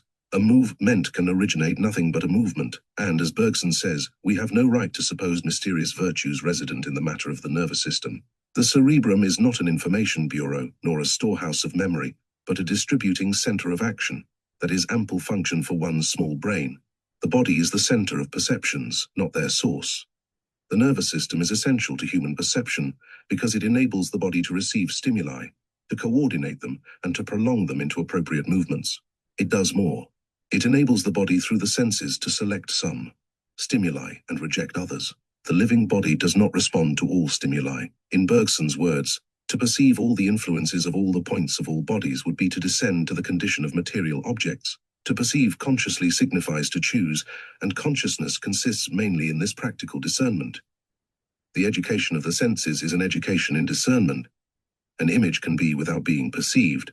If our representation of matter were something added to the action of matter, if, that is, there is more in representation than in presentation, the origin of perception, says Bergson, would be inexplicable. He argues that conscious perception arises by diminution. An object perceived is simply a conventional shell. It is that part of the esse of the object which the percipient has use for. A material point's instantaneous perception is infinitely more vast and more complete than ours. Conscious perception only catches certain rays of the image present. These are virtual representations on the fringe of our actual perceptions. Our perception is in the etymological sense of the word discernment, a sifting of given possibilities. Those pages of Matière et Mémoire which deal with the genesis of conscious perception contain, to my mind, the most difficult and the least convincing part of the Bergsonian philosophy. Of course, the senses are discriminating and selective, but how the resistance they offer to useless perceptions can give rise to the positive quality of consciousness, I do not pretend to understand. Nor do I altogether follow Bergson's reason for dealing with the question of consciousness in this context. At this stage he is only concerned with pure perception, that is, with perception free from any psychic admixture. It seems premature to bring in the question of consciousness. Perhaps Bergson is afraid of his own dualism, and is therefore concerned to show that there is an anticipation of the psychic in the physical basis of perception. The remainder of the section on pure perception seems to me quite clear and intelligible. Much of it is purely theoretical, but even as theory, it is valuable. It shows, at least, that there is a possible alternative to the idealist and realist theories of perception. Idealism tends to sacrifice the reality of things. Realism threatens the independence of the mind. Bergson has tried to steer a middle course, and he offers a theory which finds room for real minds and a real world of things, and a real relation between mind and thing. This theory rules out the subjective origin of things. It shows that there is more in their esse than their percipi. It also rules out the notion that perception originates in the brain. Perception, for Bergson, is in the first instance impersonal. Judgments of exteriority, distinction between the me and the not me, reference to the body, all these are secondary reflections. The given fact for the child is the nursery, not his representation of the nursery. External objects are perceived where they are, in themselves and not in me. My perception of external objects does not remain, if they are removed, or if the sensory nervous link between them and me is broken. Perception is exterior to my body. It is the reflection upon surrounding objects of the action which those objects exert upon my body. Bergson does not credit external objects with psychic properties or powers. To locate perception in things is not equivalent to saying that things perceive. His theory of pure perception is summarized in these words: my perception, pure and isolated from my memory, does not proceed from my body to the other bodies. It is in the ensemble of bodies at first. Then little by little, it limits itself and adopts my body for center. That is brought about by the experience of the double faculty which my body possesses of accomplishing actions and possessing feelings, in a word, by the experience of the sensory motor power of a certain image, privileged amongst all the images. At first sight it may seem that Bergson has played into the hands of materialism. He has, apparently, made perception a purely material process. The truth is that he has stolen the weapons of the materialist and used them against materialism, by showing that the stimulus from without and the nervous process within the body form one homogeneous movement. He compels us to recognize the presence of a different non-material factor. In this first part of his theory, he has sketched for heuristic and polemical purposes an ideal genesis of pure perception. He insists, however, that this pure perception is not a fact of human experience. It is perception removed from the stream of duration. It is momentary perception. It represents an arrest of the pulse of life. It is a snapshot of an instant of perceiving. If the percipient could actually divest himself of personal consciousness, of memory, of judgments of distance, exteriority, interiority, and utility, if, that is, he could descend to the level of matter, he would experience this pure perception. Thus, the materiality of pure perception throws into relief the psychic character of concrete perception. We come now to the second part of Bergson's theory. Upon the stock of pure perception are grafted, says Bergson, two things: affective sensation, which is our perception of our own body, and memory. We have already outlined Bergson's treatment of affective sensation. Memory remains to be dealt with. Here, I think, a second effort of intuition is required. Here we are concerned with a higher plane of being. Memory differs in kind, not merely in intensity, from pure perception. Unless we draw a sharp line of distinction between the two, we are liable to fall into the error of regarding memory as a weakened perception or perception as an intense memory. In the first part of the Bergsonian theory, we lowered ourselves to the level of body. We try now to rise to the level of disembodied mind. The first effort of intuition gave us a picture of mindless perception. The second will offer a picture of disembodied mind. So far, we have treated perception as if it were or could be instantaneous, but it is not and cannot be instantaneous. There is an element of duration in any and every perception. This element is not far from us. It is not abstruse or mysterious. To discover it, we have only to place ourselves en rapport with the act of perceiving and ask, what else is there in that act besides the neural process? McDougall calls it an ain't, meaning. Bergson calls it memory. The quiver of the optic nerve has a meaning that is not a motion. Memories cling to that electric shock. Meaning and memory, it is either and both. It does not much matter what name we give to it, provided we recognize it as something different from the molecular movements and chemical changes that accompany it. It is something that gives value to perception, and that by its presence raises perception above the level of contact, impact, or chemical affinity. The memory aspect of this non-material factor naturally appeals to Bergson. For his is a philosophy of time. He sees things sub-specie durationis. What is memory but the continuance of past experience into the present? What is the distinctive quality of a concrete perception? It is the forward thrust of past time. Moral character is a synthesis of past moral actions which conditions all subsequent moral decisions. Just so past perceptions combine to form a perceptual character, which in turn conditions present perceptions. What I perceive, eo ipso I recognize. Vision is revision. Full recognition does not attend every perception. The recognition is usually subconscious. But it is surely true to say that there is no sight or sound, no smell, taste, or touch that does not strike at least a faint chord in the memory. Our past stands ever at the door to usher in our present. We must here pause to consider the materialist view of memory. A consistent materialism is bound to maintain that memory itself is a physical phenomenon. If one holds that perceptions are impressions on the brain, one must also hold that memories are physical traces of past impressions. A copious use of metaphor gives an air of plausibility to this account of memory. It will hardly bear stating in plain terms. If it were true, Bergson's whole theory would fall to the ground. So we must sketch Bergson's refutation of the materialist view. Materialism builds on facts such as the following. Perception ceases when certain nerves are severed. Lesions of the brain entail loss of memory. Lesions of specific parts of the brain entail the loss of specific groups of memories. Bergson admits these facts, but he denies that they prove that thinking is only cerebration, or that the brain is a storehouse of memory. According to his theory, cerebral lesions involve disturbance or destruction of the motor accompaniment of memory. The memory can no longer embody itself in perception. There is no destruction, he maintains, of the memories themselves.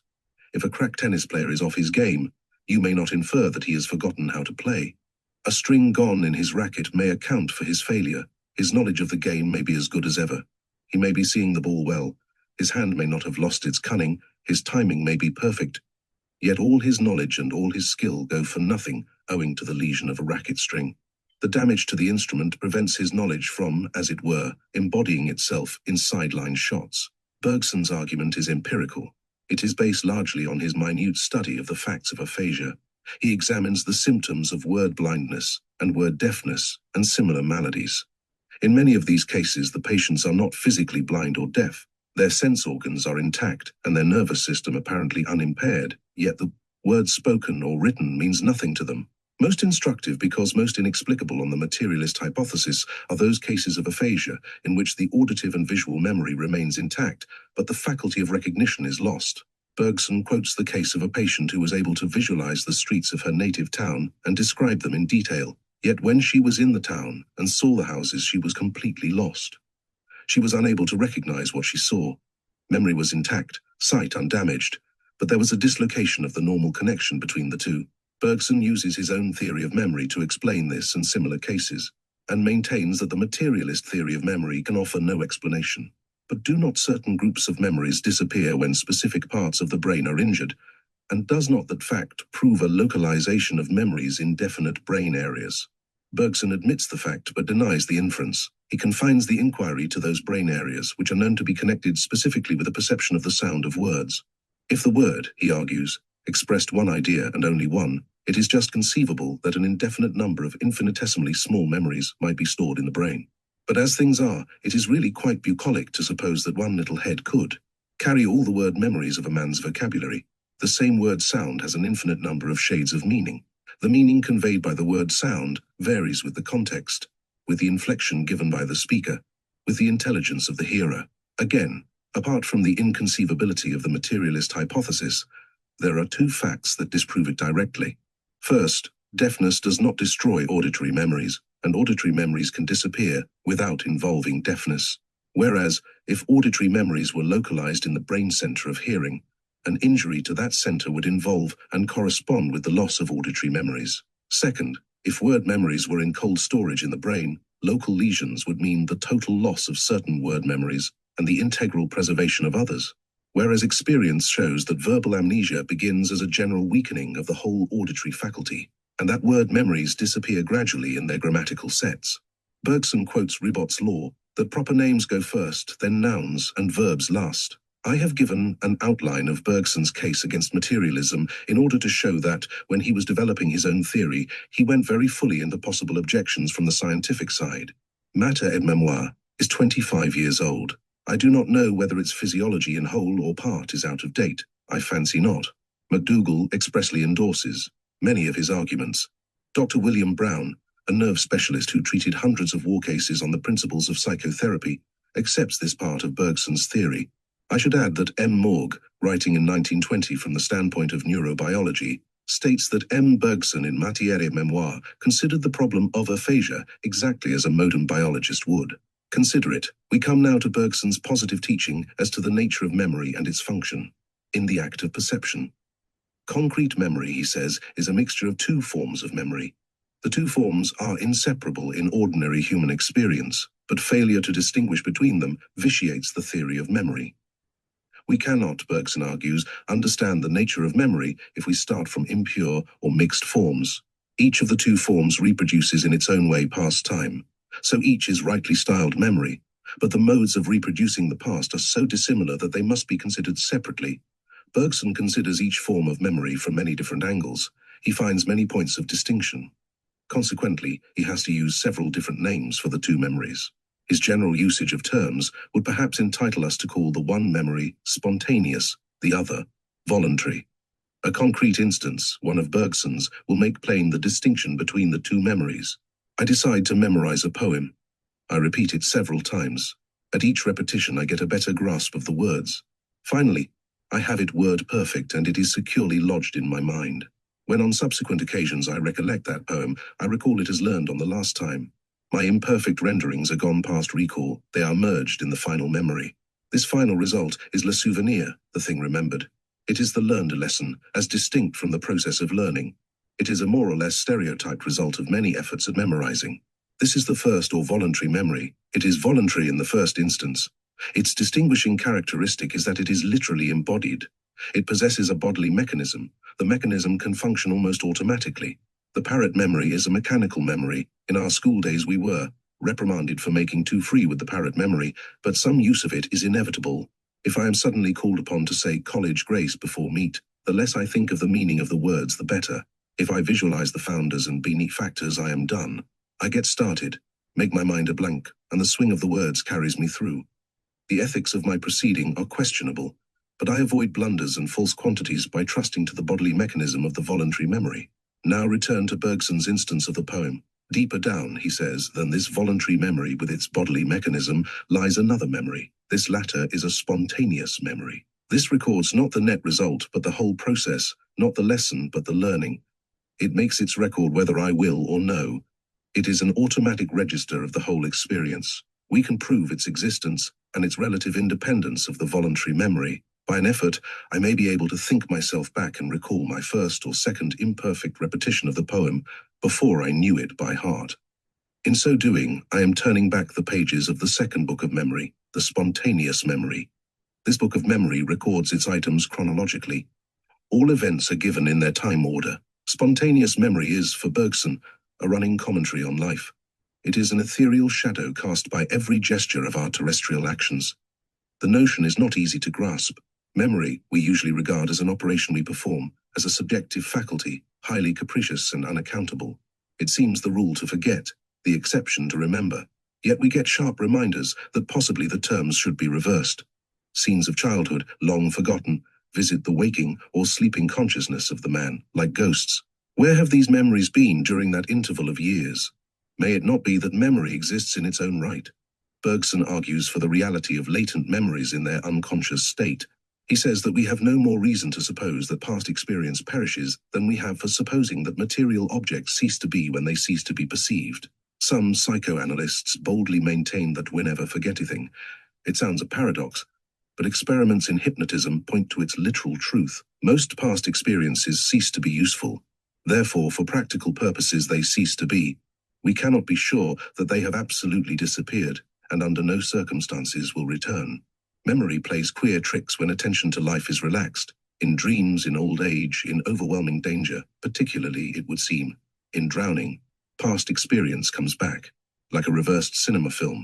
These abnormalities confirm Bergson's view that mind is essentially memory, and that consciousness is a censor, repressing useless memories. On this theory, spontaneous memory represents the past. It is the raw material of concrete memory. It is the man's cumulative experience floating free from the business of life. These two memories cooperate in concrete perception. Before studying them in their combination, we must see them in their separateness. When, for instance, we are repeating a poem, we often can tell when we have made a mistake. We say to ourselves, that's not it. That is the deliverance of the voluntary memory, articulated by the mechanism of speech. We contrast that with it. What is this it? It is the spontaneous memory. It is a fugitive phantom of past experience haunting our subconsciousness. Again, take two types of concrete memory. Contrast the child's photographic memory with the memory of the educated man. The child's memory is far more retentive than the man's. Its records are often chronologically exact, even in details. The man's memory is far more serviceable, because it is discriminating. Education has taught the man what to store and what to throw away. A true education is as much an education in obliviscence as in mnemonic. Both types of pure memory enter into each concrete memory. The proportions differ. The child's memory is predominatingly spontaneous. The man has learned to let voluntary memory in large measure take the place of spontaneous memory, and has formed the bodily mechanism in which the voluntary memory perpetuates itself. Consequently, he forms useful memory habits. Now, says Bergson, there is a world of difference between the voluntary or habit memory, whose essence is repetition, and the spontaneous memory, whose items are events in my life, bearing a date and filling a place in the time sequence, and therefore incapable of repetition.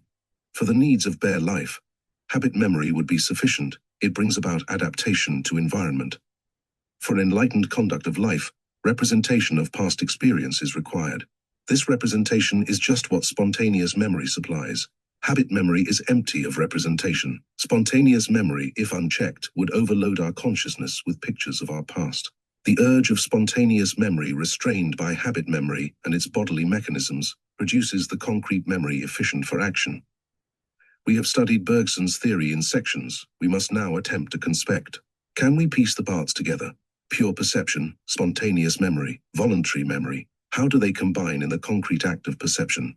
Does the theory throw any light upon the familiar facts of sight, hearing, smell, touch, and taste? Let us take a concrete case of visual perception. I turn my eyes to the clock yonder. The dial connects with the retina. Electrons are liberated. The disturbance of the optic nerve is transmitted to the cerebrum and thence redirected to other parts of the body. Actions or nascent actions are set up. There is the physical substrate of vision, the pure perception. Now all perception is to some extent recognition. I could not recognize this visual object as a clock, much less tell the time by it, without the kind offices of a host of mind elements. Judgments of shape, size, distance, position. Purpose are ingredients in the apparently simple act of seeing a clock. We are not conscious of them, any more than we are conscious of the blending of the two retinal images into one.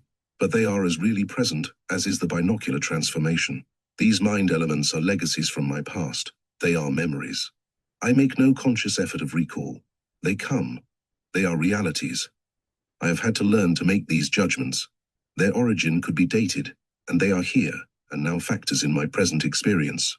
They are memories in action, interpreting the quiver of the optic nerve. Now, why do these particular memories become actualized and not others? Out of the whole mass of our memories which ex hypothesi do not perish, why are some selected for reincarnation? On what principle is the selection made, and by what mechanism? It is quite possible that I should turn my eyes to the clock without noticing it consciously as a clock. The same physical process would take place. But if I relax attention to the business of life and indulge in daydreams, the same quiver of the optic nerve might call up recollections of my first lesson in reading the nursery clock, or, again, of wearisome examination papers answered in this hall. It seems as if the same physical stimulus can open any page of the book of memory. Yet the pages are not turned at random. Bergson's account of the matter is that our whole past is at hand in the form of spontaneous memory, exerting a silent pressure on our present. The selection of items is made on the principle of appropriateness to the present situation, and it is made by the inhibiting action of the voluntary memory. The voluntary memory has set up, and is constantly setting up, bodily mechanisms. Under its influence, the body adopts habitual attitudes, which facilitate the embodiment of some memories and reject others. Thus, happenings to the nervous system are new chances of life for old memories. The effect, positive and negative, of bodily attitude upon mental representation cannot be doubted. If an officer has to interview an angry private, he calls him to attention before opening a discussion. The physical attitude will usually alter the current of the man's thought. It is hard to be insubordinate when you are standing with heels together and arms at the side, chin in and back of the neck touching the collar. Bergson gives several illustrations of the same fact. He points out that an aphasiac who cannot find a word will think of the corresponding action. Again, when we are listening to anyone speaking, we do not passively await the impressions of the word's sound. We adopt an attitude and vary the attitude with the speaker's tone and turn of thought. From these facts, Bergson concludes that there is a recognition of action devoid of representation. Under the influence of repeated perceptions, the machinery of habit is built up in the body. The body learns to recognize automatically and instantaneously before any representation intervenes. In this automatic recognition consists the feeling of familiarity, which is the consciousness of nascent actions. I have sketched Bergson's account of the process of perceiving. Now we must face the inevitable question: has he explained anything? He has dealt shrewd blows at materialism and at parallelism. Has he given us anything to take their place? Will human experience fit into this artificial framework of pure and concrete perception, of spontaneous and voluntary memory? Is there not still a great gulf between the ego and the things I see, hear, and touch? In a word, does the Bergsonian theory solve the problem of mind and body? No reader of Matière Memoir can fail to observe that its author combines in an unusual degree scientific knowledge and metaphysical insight. In trying to envisage the problem from the standpoint of science and of philosophy, he has certainly contributed to its solution. Perhaps a theory that will answer all questions to which our experience of mind and body gives rise is unattainable. However that may be, I think that we may claim for the Bergsonian theory that it gives what it undertakes to give. Bergson's main thesis is threefold. 1, to show that mind is an independent reality. 2, to throw light upon the nature of what we call mind. 3, to throw light upon the possibility of the interaction of mind and matter. With the first two items of this thesis, we have dealt already at some length. The question of interaction remains for consideration. We seek a middle term between memory, essentially psychic, and the sensory-motor process, essentially physical. Bergson finds it in the motor schema. This, for him, is the point of interaction. Without this adjuvant moteur, memories could not be actualized. It is the habit memory which enables a mental attitude to be inserted into a bodily attitude. The action of the past is preserved in the form of motor dispositives within the body, as well as in the form of memories independent of the body. The actual formation of these dispositives is due to the nature of the nervous system. The stimulus received by the sense organ is transmitted to the cerebrum and finds an outlet in muscular and nervous movements. Now, the actual path taken by the nervous current is certainly not fortuitous. Bergson maintains that it is not mechanically decided. The nerve terminals are very fine and fern-like. Many paths from periphery to brain center are open to the one nervous current. There is thus occasion for a rudimentary choice in the neurons themselves. Habit naturally supervenes upon this choice. The nervous current tends to take the line of least resistance, that is, to follow its accustomed path. Of course, this account of the nervous process is little more than a suggestion as to how the mechanisms in question might be built up.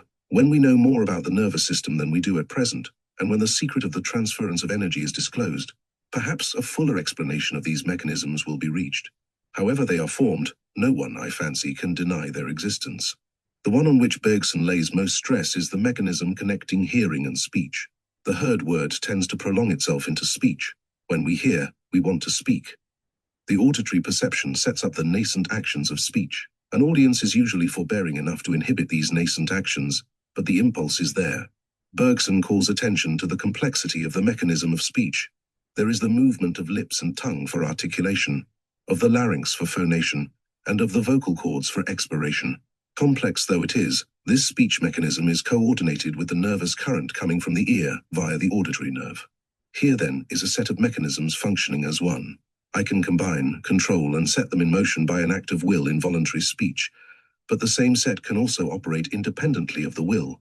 An auditory perception can produce the same outward effect as an act of will does. When one thinks that the whole nervous system is a complex of similar mechanisms and that each of them acts, Jower is Bergson's word, are passed without representing it, the difficulty in conceiving interaction is considerably lessened. Our vague consciousness of the nascent action of these mechanisms is the motor schema, which plays the part of intermediary between pure memory and pure perception. For instance, the coordination of the motor tendencies of the speech muscles with auditory impressions supplies us with the motor schema of the heard word. This schema enables us to understand a foreign tongue. The crude sound mass is broken up and articulated by it, and so disposed that memory and meaning can intervene. To put the matter broadly, Bergson believes that the mind, in its pure state, is representative memory, unattached to matter. He believes that the living body remembers, without representing what it remembers, and that mind embodies itself in perception. Just because in the state of the body at any moment, the two memories meet and fuse. An introspective cricketer would, I think, agree that the body has a memory, and that skill in all branches of the game is due largely to the education of this organic memory. If this hypothesis of the organic or motor memory be sound, it supplies an empirical basis for the union of psychic memory and the material process of pure perception. For a fuller solution of the problem, Bergson takes us to the lofty watchtower of metaphysic. He tells us that from the lower standpoint of utilitarian thought we do and must see mind and body as two ultimate principles, but that from the standpoint of intuition, the two principles tend to merge in one process. I can here merely sketch the closely reasoned argument of the concluding chapter of Matière et Mémoire. In brief, it is this. If we follow uncritically the natural bent of intelligence, we are driven to the conclusion that mind is mind, and body is body, and the twain shall never meet. Yet they do meet. We experience their junction every minute of the day. Intelligence then belies experience. Intelligence is not to blame if it cannot help itself. It needs correction, and philosophy's duty is to supply this correction. The problem of mind and body seems insoluble to us, because the practical needs of life have compelled thought to make a clean cut between the extended and the unextended, and another clean cut between quality and quantity. Intuition, Bergson thinks, can dispel this double antithesis, and can show that the contrasted terms shade off into one another. The space, which in the theory of pure perception is so sharply contrasted with the non-spatial, is the abstract space of geometry. It is not a reality, it is a tendency of real matter idealized. In point of fact, since our perception forms part of the things participate in the nature of our perception. So the question as to how absolutely material things can give rise to absolutely immaterial thought is a question mal posée. It ought not to be asked, so should not be answered. Or, to put the same thing positively, the idea of extension, the process of becoming extended, shows us the possibility of a rapprochement between the extended and the unextended. He deals similarly with the antithesis between quality and quantity. Quality and quantity are convenient pigeonholes, they afford a basis for a rough classification. Color as a sensation differs vastly from a number of electrons, and for practical purposes we do right to classify the former as a quality and the latter as a quantum. But when we have separated them and lodged them in their respective pigeonholes, we have no right to elevate the transaction into a theoretical difficulty. We have no right to turn round and say, if quality and quantity differ toto coelho, how on earth do they meet? In point of fact, says Bergson, there is no absolute quality nor absolute quantity. Both categories are conceptual ideals. All qualities have quantitative aspects. On certain sides they are measurable. A pure quantum is an entity whose heterogeneity or quality is for practical purposes negligible. The psychologist says that the color of an object is a quality irreducible to another quality. The scientist says that the color can be resolved into ethereal vibrations, numerable and homogeneous. Both are right. Each is emphasizing divergent tendencies of the object in relation to the subject. Relax the tension of the heterogeneous, and by imperceptible degrees it passes into the homogeneous. Bergson suggests that the conception of tension lessens the interval between quality and quantity, just as extension mediates between the extended and the unextended. Bergson would have us think things in terms of real movement and mind in terms of real time. He remarks that a sensation of red light, the slowest of the spectrum, occupying 1 second by the clock, contains, according to a scientific estimate, 400 trillions of successive vibrations, that it would take us 25,000 years to see red once, if we experienced each of these vibrations separately. Perception contracts quantity then, and makes it quality. To perceive is to immobilize. He brings time and movement together in the following definition of perception: to perceive is to condense enormous periods of an infinitely diluted existence into more differentiated moments of a more intense life. Perception is a union of mind and body. If we hold to the distinction of pure perception and pure memory, the union baffles us. But mind is not always on its highest level, nor matter on its lowest. Mind is a movement towards spirit, and body a movement in the opposite direction. The two have movement in common. Real movement takes time. To conceive the problem of mind and body in terms of movement is the same as to conceive it in terms of time. Memory is a movement of spirit in the direction of self-materialization. Matter ideally has no memory, for its parts are external to one another and simultaneous. The living body combines the two tendencies, the tendency to disintegrate time into instants and the tendency to reintegrate it into psychic experience. For the intuitionist, then, the interaction of mind and body is the interaction of different rhythms of duration. In conclusion, may I briefly indicate the general bearing of the Bergsonian theory of perception upon life's larger issues. It places cerebration and the nervous processes connected with cerebration. In so doing, it gives full scope and full value to the work of physiology and the kindred sciences. At the same time, it allows independence and full reality to the subject matter of psychology. Bergson proves, so it seems to me, the case against materialism. Mind is not brain, nor is memory stored in protoplasm or in brain cells. Parallelism too is refuted. He shows that our mind life is wider than our brain life. He thinks that if we could see the brain functioning and could read the meaning of every molecular movement in the grey matter, we should see cerebration accompanying all thought, but not causing thought nor equivalent to thought, but rather translating into action a certain group of our memories. Mind then depends on the body for its power of acting into space, but not for its being. Thought thinks in its own right. Cerebration may prove not to be a permanent sine qua non of personal experience. The Bergsonian theory thus supports idealism in making mind the predominant partner in our psychophysical being. It is realist too, for according to it, real persons really perceive a real world. Chapter 4. Theory of Evolution. Bergson's magnum opus, L'Evolution Créatrice, was published in 1907. In it, we find a repetition of some of the principles enunciated in his earlier writings, but the work as a whole marks a decided advance upon his previous thought. In the maturity of his powers, he is not content to confine himself to purely human problems. His horizon is enlarged, and he attempts to apply to the macrocosm of life the intuitions gained in his study of the microcosm of human existence. Indeed, no one with any breadth of view can fail to be interested in the subject of evolution.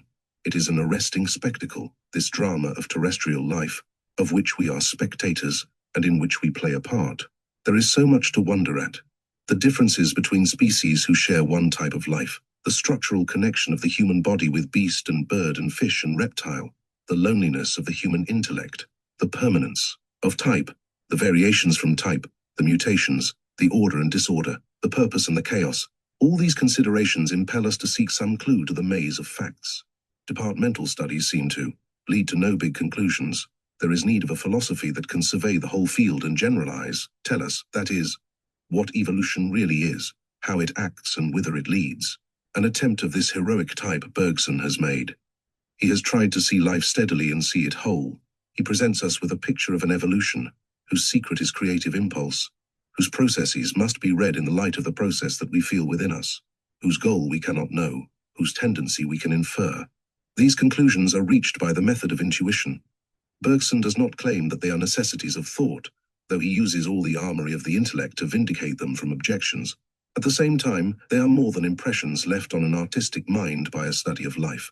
Bergson's method is not impressionism. In L'Evolution Creatrice, we find many pages of close reasoning, of discursive analysis of rival theories, with monographs on isolated scientific problems.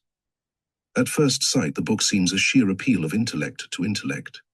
Yet, if we look more closely, we find, I think, one primary intuition that inspires the whole work. It is given in the opening paragraph of the book Je change sans cesse. The philosopher is conscious of his personal life as an evolution.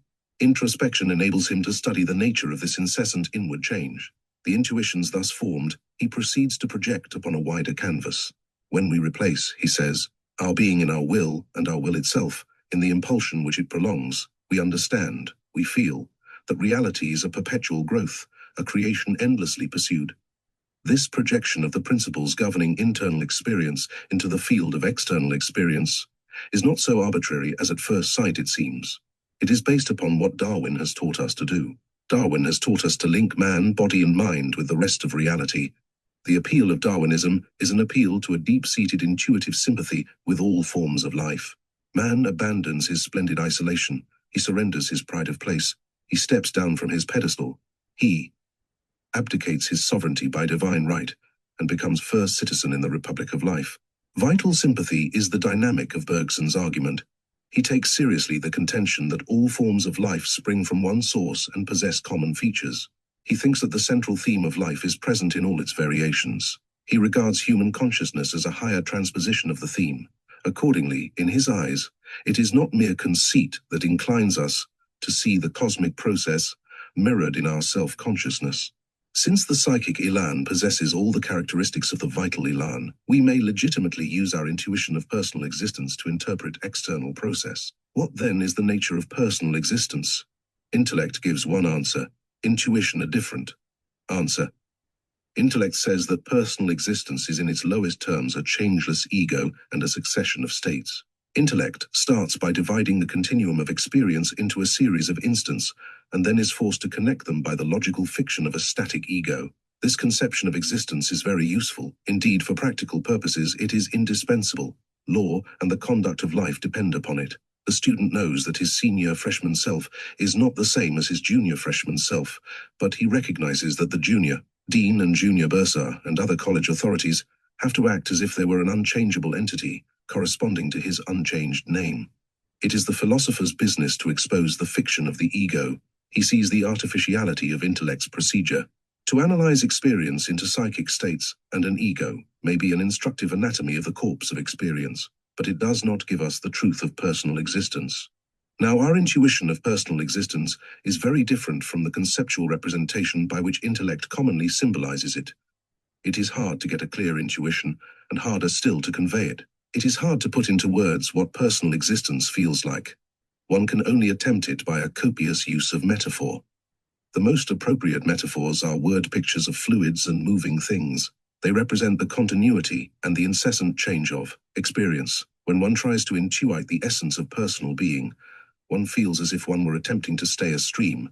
The ego seems an arrest of a current of being, the hanging wave of a flowing tide. There is a sense of pressure and of incompleteness. My ego is just my present, and my present is an urging past brought up sharp against a blank future. My present is my past on tiptoe. The possibilities of the future and the pressure of the past, these are the two outstanding features of personal consciousness of the present. Bergson's most striking illustration is that of the rolling snowball. He pictures our being as always moving and accumulating experience as it moves. The movement, he thinks, is not random, nor is it planned. It is an elan or thrust. The man is the continuous stream of imperishable psychic experience, whose impulse is a vis a tergo, setting a direction but not a goal. The impulse of the past is complex. It is made up of a multiplicity of tendencies, many of which can never be realized. Personal life at any moment seems a group of possibilities, few of which come to anything. The evolution of the individual consists largely in repressing tendencies. Culture is mostly disbudding. At the same time, the elan is not aimless movement, idle effort or blind will. We cannot say beforehand that it is an impulse to do this or that. A biography cannot be written in advance. But when we turn back the pages of our life story, we can see that the new has come into existence, that the psychic elan has brought into being new character and new mental powers. Accordingly, Bergson intuits the essence of personal existence as an incessant tendency to self-creation. This intuition of personal existence makes its presence felt in Bergson's treatment of every department of the evolutionary problem. The psychic elan gives him the key to the interpretation of the vital elan. Now, the problem of evolution may mean either the problem of species or the problem of the individual organism. The natural order of investigation, which Bergson follows, is to take first the microcosm of life, and then to study the problems to which the grouping of many microcosms into a macrocosm give rise. Accordingly, we will proceed to discuss Bergson's philosophy of the organism. The organism is, for Bergson, a fact sui generis. It is something to be accepted as part of the given. He refuses, that is, to regard it as simply an exception to physical law, as a sort of afterthought of the creator. The living body stands amid the universal interaction, and insofar as it is extended, it is subject to the laws of chemistry and physics. It stands, however, in a position of privilege. It is a closed system, not an artificially closed system like those postulated by science or made by human perception, but closed by nature. Consequently, we cannot model organic law upon physical law. Bergson, in fact, lays down that, strictly speaking, there is no universal biological law. The laws of motion and conservation have an heuristic value in biology. They set problems to the biologist they call attention to. The differentiae of vital process they apply to the waste products of life. They do not, he submits, govern life. Might as well expect to be able to manufacture a living body as hope that the laws of physics and chemistry will provide the key to an understanding of the inner workings of life. If synthetic life were actually achieved, it would disprove, no doubt, this contention. But Bergson evidently regards the contingency as very remote and for practical purposes ineligible. Even if the laboratory could turn out a rudimentary organism able to exist, it would be still far from being able to manufacture a complex organism able to pass through a cycle of transformations and to perpetuate its elan. A successful experiment in synthetic life would only prove the possibility of making a lifelike copy of the living.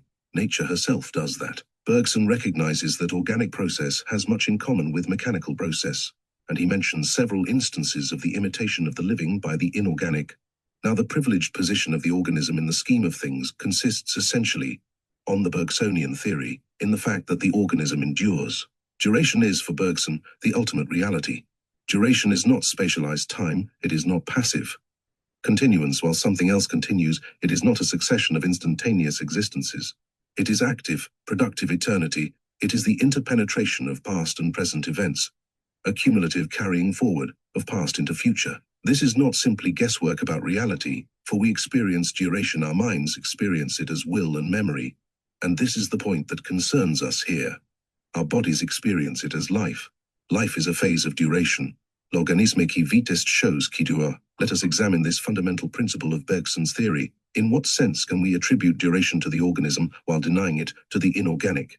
In this sense, the organism, as such, has a biography. Every living thing has a life story. Its past influences its present and carries forward into its future. Time is something real to the organism, does something real in it. Time is vital, and the vital is of the nature of time. Vital process has an irreversible direction. The same cannot be said of the inorganic. Physical things change, they do not endure. Physical change is reversible, it has no direction. Water can be resolved into hydrogen and oxygen, and then the gases can be recombined into the fluid. In the language of the parade ground, it is a case of as you were before you wasn't. Time makes no difference to the material as such. We think of matter as enduring, because it remains unaltered, relatively to our purposes and to our senses. Matter, as the physicist views it, is an instantaneous existence. The whole of it is given at any moment. Time has no surprises for it, adds nothing, subtracts nothing, brings no progress nor retrogression. We should note that the matter of physical theory is, for Bergson, an ideal rather than an actuality. The material universe as a whole endures, but material bodies are abstractions from the whole. They are artificial constructions made by our perceptive faculty, and therefore are momentary. The mountain mass is as indifferent to the lapse of time as it is to the clouds that cross its peak. We project into our idea of the mountain something of our own duration, something of the human history it has watched, something of the history of the pines on its slopes, and so we can speak of the everlasting mountain. But in itself, in its crude materiality, Etna has no history. It might be annihilated one instant and recreated the next. The moments of its existence have no continuity. Its elements may change, but it knows no metabolism, no youth, no old age, no death. The organism is in this respect sharply marked off from the inorganic. The living thing has a history of its own. It goes through a cycle of events which cannot be reversed or repeated. Its history is immanent. It is not merely that an onlooker constructs a history for the organism. A constructed history has as much or as little relation to the events as an obituary notice has to the career of a great man. Even if the organism found no historian, its life is its history. Therefore, it endures. We must go further and affirm memory of the organism. Bergson uses the term memory in a broad sense. Conscious recollection is only one instance of it. We cannot affirm or deny consciousness in the case of the organism, but memory we must ascribe to it. Memory is almost a synonym for duration. Both words express the power of concentrating happenings. What is organic in the organism is objective memory. It is the thrust of its past into its present. Organic memory is far-reaching. It goes back behind the lifetime of the individual and spans eons. The present of every living thing concentrates the past of its kind. Evolution is prenatal. Embryogeny confirms this contention. Physical and psychic characters survive long after their utility has ceased. So much so that the present of the organism is almost a condensation of the past of the species. In technical language, the ontogenesis of the organism is an epitome of its phylogenesis. In simpler terms, life remembers. The past of life does not perish. It is embalmed in race memory. The consequences of attributing duration to the organism are far-reaching. If the organism endures, then it is a phase of the cosmic conation, life, in fact, is endowed with a psychic character. Bergson's theory seeks to establish against both materialism and vitalism that life is akin to mind. It is inconceivable that any aggregate of completely despiritualized molecules could carry and transmit that complex of stresses which is a man's inherited character. The doctrine of duration underlines the difference between living protoplasm and an aggregate of molecules. On the other hand, the same doctrine forbids us to equate the elan with the life force of the older and modern vitalists. A vis viva is a force peculiar to the organic world, possessing nothing in common with mind except the negative attribute of non-materiality. Such a tertium quid is unnecessary, and it finds no place in the Bergsonian theory. Bergson's chief objections to vitalism are that it postulates two things not found in nature, a purely internal finality and the absolute individuality of the organism. Bergson's elan is not a vis viva because his organism is not a monad. The quest of the individuum of life is vital atomism, foredoomed, Bergson thinks, to failure. What then becomes of the individuality of the organism? It is a strong and characteristic tendency, and nothing more, perpetual endeavor, but no achievement. The elan is finite. Its tendency to individualize is counteracted by its tendency to reproduce and continue. So the organism never achieves being for self, though it persistently tends that way. To put the same idea in another form, individuality is relative. A tree has individuality compared with the soil in which it is rooted. Yet compare that tree with a vertebrate, and we seem to be comparing a composite with an individual. Human personality is individual in a higher sense than anything else we know. Man's mind pursues a monad-like existence, yet even in that sphere individuality is only partial. The individual mind only finds itself in the common mind. Bergson deals with other characteristics of the organism besides individuality. I may instance motion and torpor, regeneration and degeneration, anabolism and catabolism, freedom and automatism. He shows that each characteristic is, as it were, in unstable equilibrium. It represents a concordat between divergent tendencies, a modus vivendi achieved by a policy of give and take. The organism is, for Bergson, a theatre of conflicting tendencies. It is a semi-psychic multium in parvo. To unravel the latent tendencies is the business of organic theory. For the compresence of conflicting tendencies in the organism is the raison d'etre of the evolution of the organism. It explains the cycle of transformations which compose the life history of the living body. It gives us a clue to what in the wider field we call the origin of species. The élan vital is pregnant with possibilities. It is great with events. Therefore, there are chapters in the life story of each individual organism, as well as in nature's universal book of the evolution of life.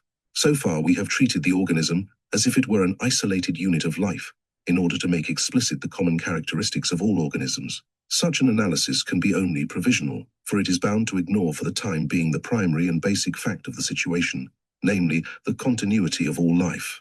For Bergson, life in general is no abstraction, but rather the reality from which all forms of life have sprung. and to which they even in their diversity still testify.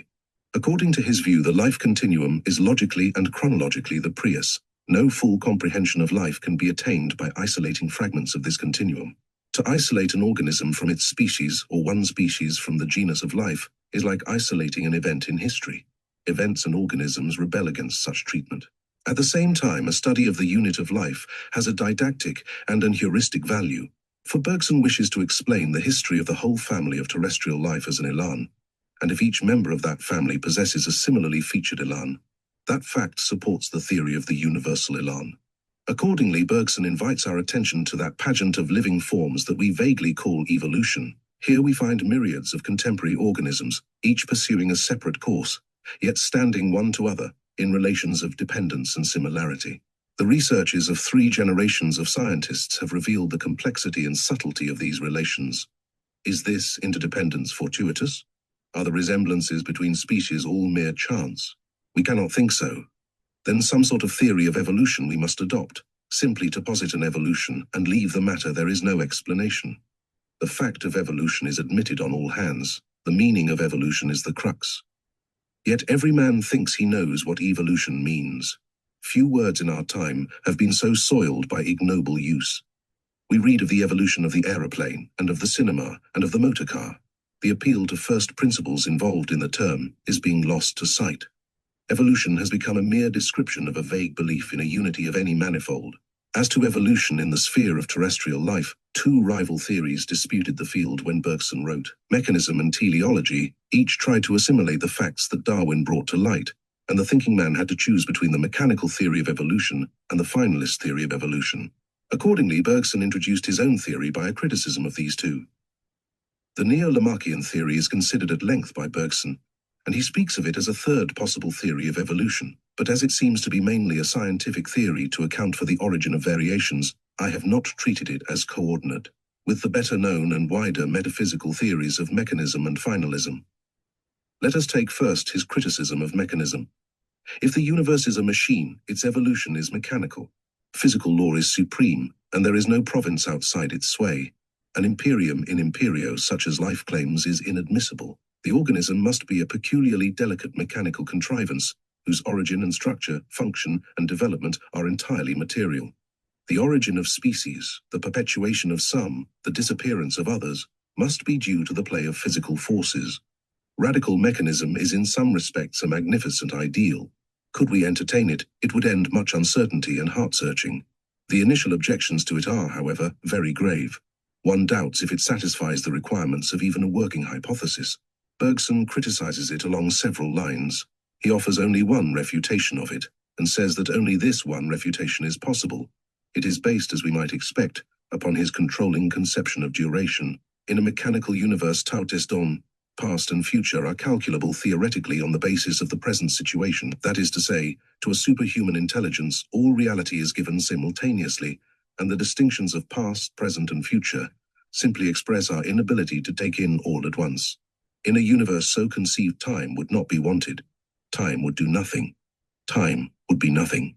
To show that the mechanistic hypothesis reduces time to the position of a lay figure in the universe, Bergson adduces quotations from Laplace, Du Bois-Reymond, and Huxley. May I reproduce 2 of these passages? Laplace says, "An intelligence which for a given instant knew all the forces animating nature and the situations of the beings which compose it, would embrace in the same formula the movements of the largest bodies and those of the lightest atom. Nothing would be uncertain for it, and the future as well as the past would be present to its eyes." Huxley gives the same idea in a more concrete form.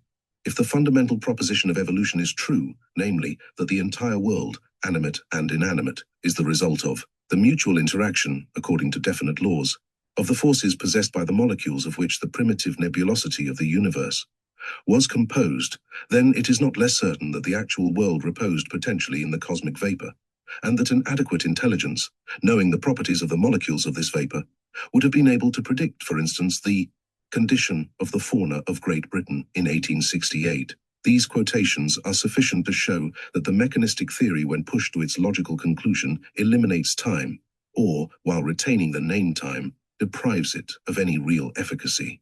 Now, as Bergson has argued, the fieri of the organism is concrete time or duration. Time is its history, its career, its memory. An evolution of an organism, or of a species, or of the whole family of living things must take time, for it is time. Mechanism X hypothesis is timeless, therefore a mechanical evolution is a contradiction in terms. I have sketched the argument which in Bergson's opinion constitutes a direct refutation of the mechanical theory. I should mention that some of his subsidiary arguments are formidable indirect refutations. Chief of these is the long and interesting discussion which demolishes the mechanistic explanation of variations, mutations, and adaptations. Noteworthy, too, is his discussion of the resemblance between the pecten's eye and the eye of the vertebrate, leading up to the conclusion that the emergence of identical structures along divergent evolutionary lines is inconsistent with the theory of radical mechanism. Has finalism anything better to offer? Is purpose the key? Should we conceive evolution as the working out of a cosmic plan? To many minds, design seems the only alternative to mechanical law. Bergson recognizes that finalism is a more flexible creed than mechanism. He says that the rejection of mechanism entails the adoption of some elements of finalism, but he denies that radical finalism is adequate as an explanation or true in fact. He admits subjective purpose. We may trace plans in nature, and if we wish, may find one big plan throughout nature. Design is an invaluable heuristic principle. Science confessedly and rightly works on the principle that nature does nothing idly. When we say that the nervous system is designed for locomotion, we are giving a useful and fairly adequate description of the facts. Bergson himself, in several passages, uses teleological language. He says, for instance, that man is the raison d'être of the entire organization of life on our planet. But his term raison d'être simply describes the phenomena as they appear to us. He suggests that if there is a plan, it is badly executed. An objective preconceived design he denies altogether. Bergson distinguishes between purpose in things made and purpose in things in the making. When things are made, we can trace a plan for them retrospectively, just as the biographer will plan into periods the life he is writing. But for things to be made, we can trace no plan, because no plan, Bergson thinks, exists. Design is essentially a human concept. Design postulates a pre-existent model up to which the artist or artisan works. Nous naissons artisans. Design appeals to the artisan in us. It spells manageableness, control, and the ability to predict. But, Bergson argues, the course that life has taken, the forms and species it has deposited on its route, could not have been predicted because life is free and creative. Teleology is wisdom after the event. Design explains life lived, but not life in the living. When we consider the structure of any organism, we admire the adaptation of each detail of the member to the function of the body.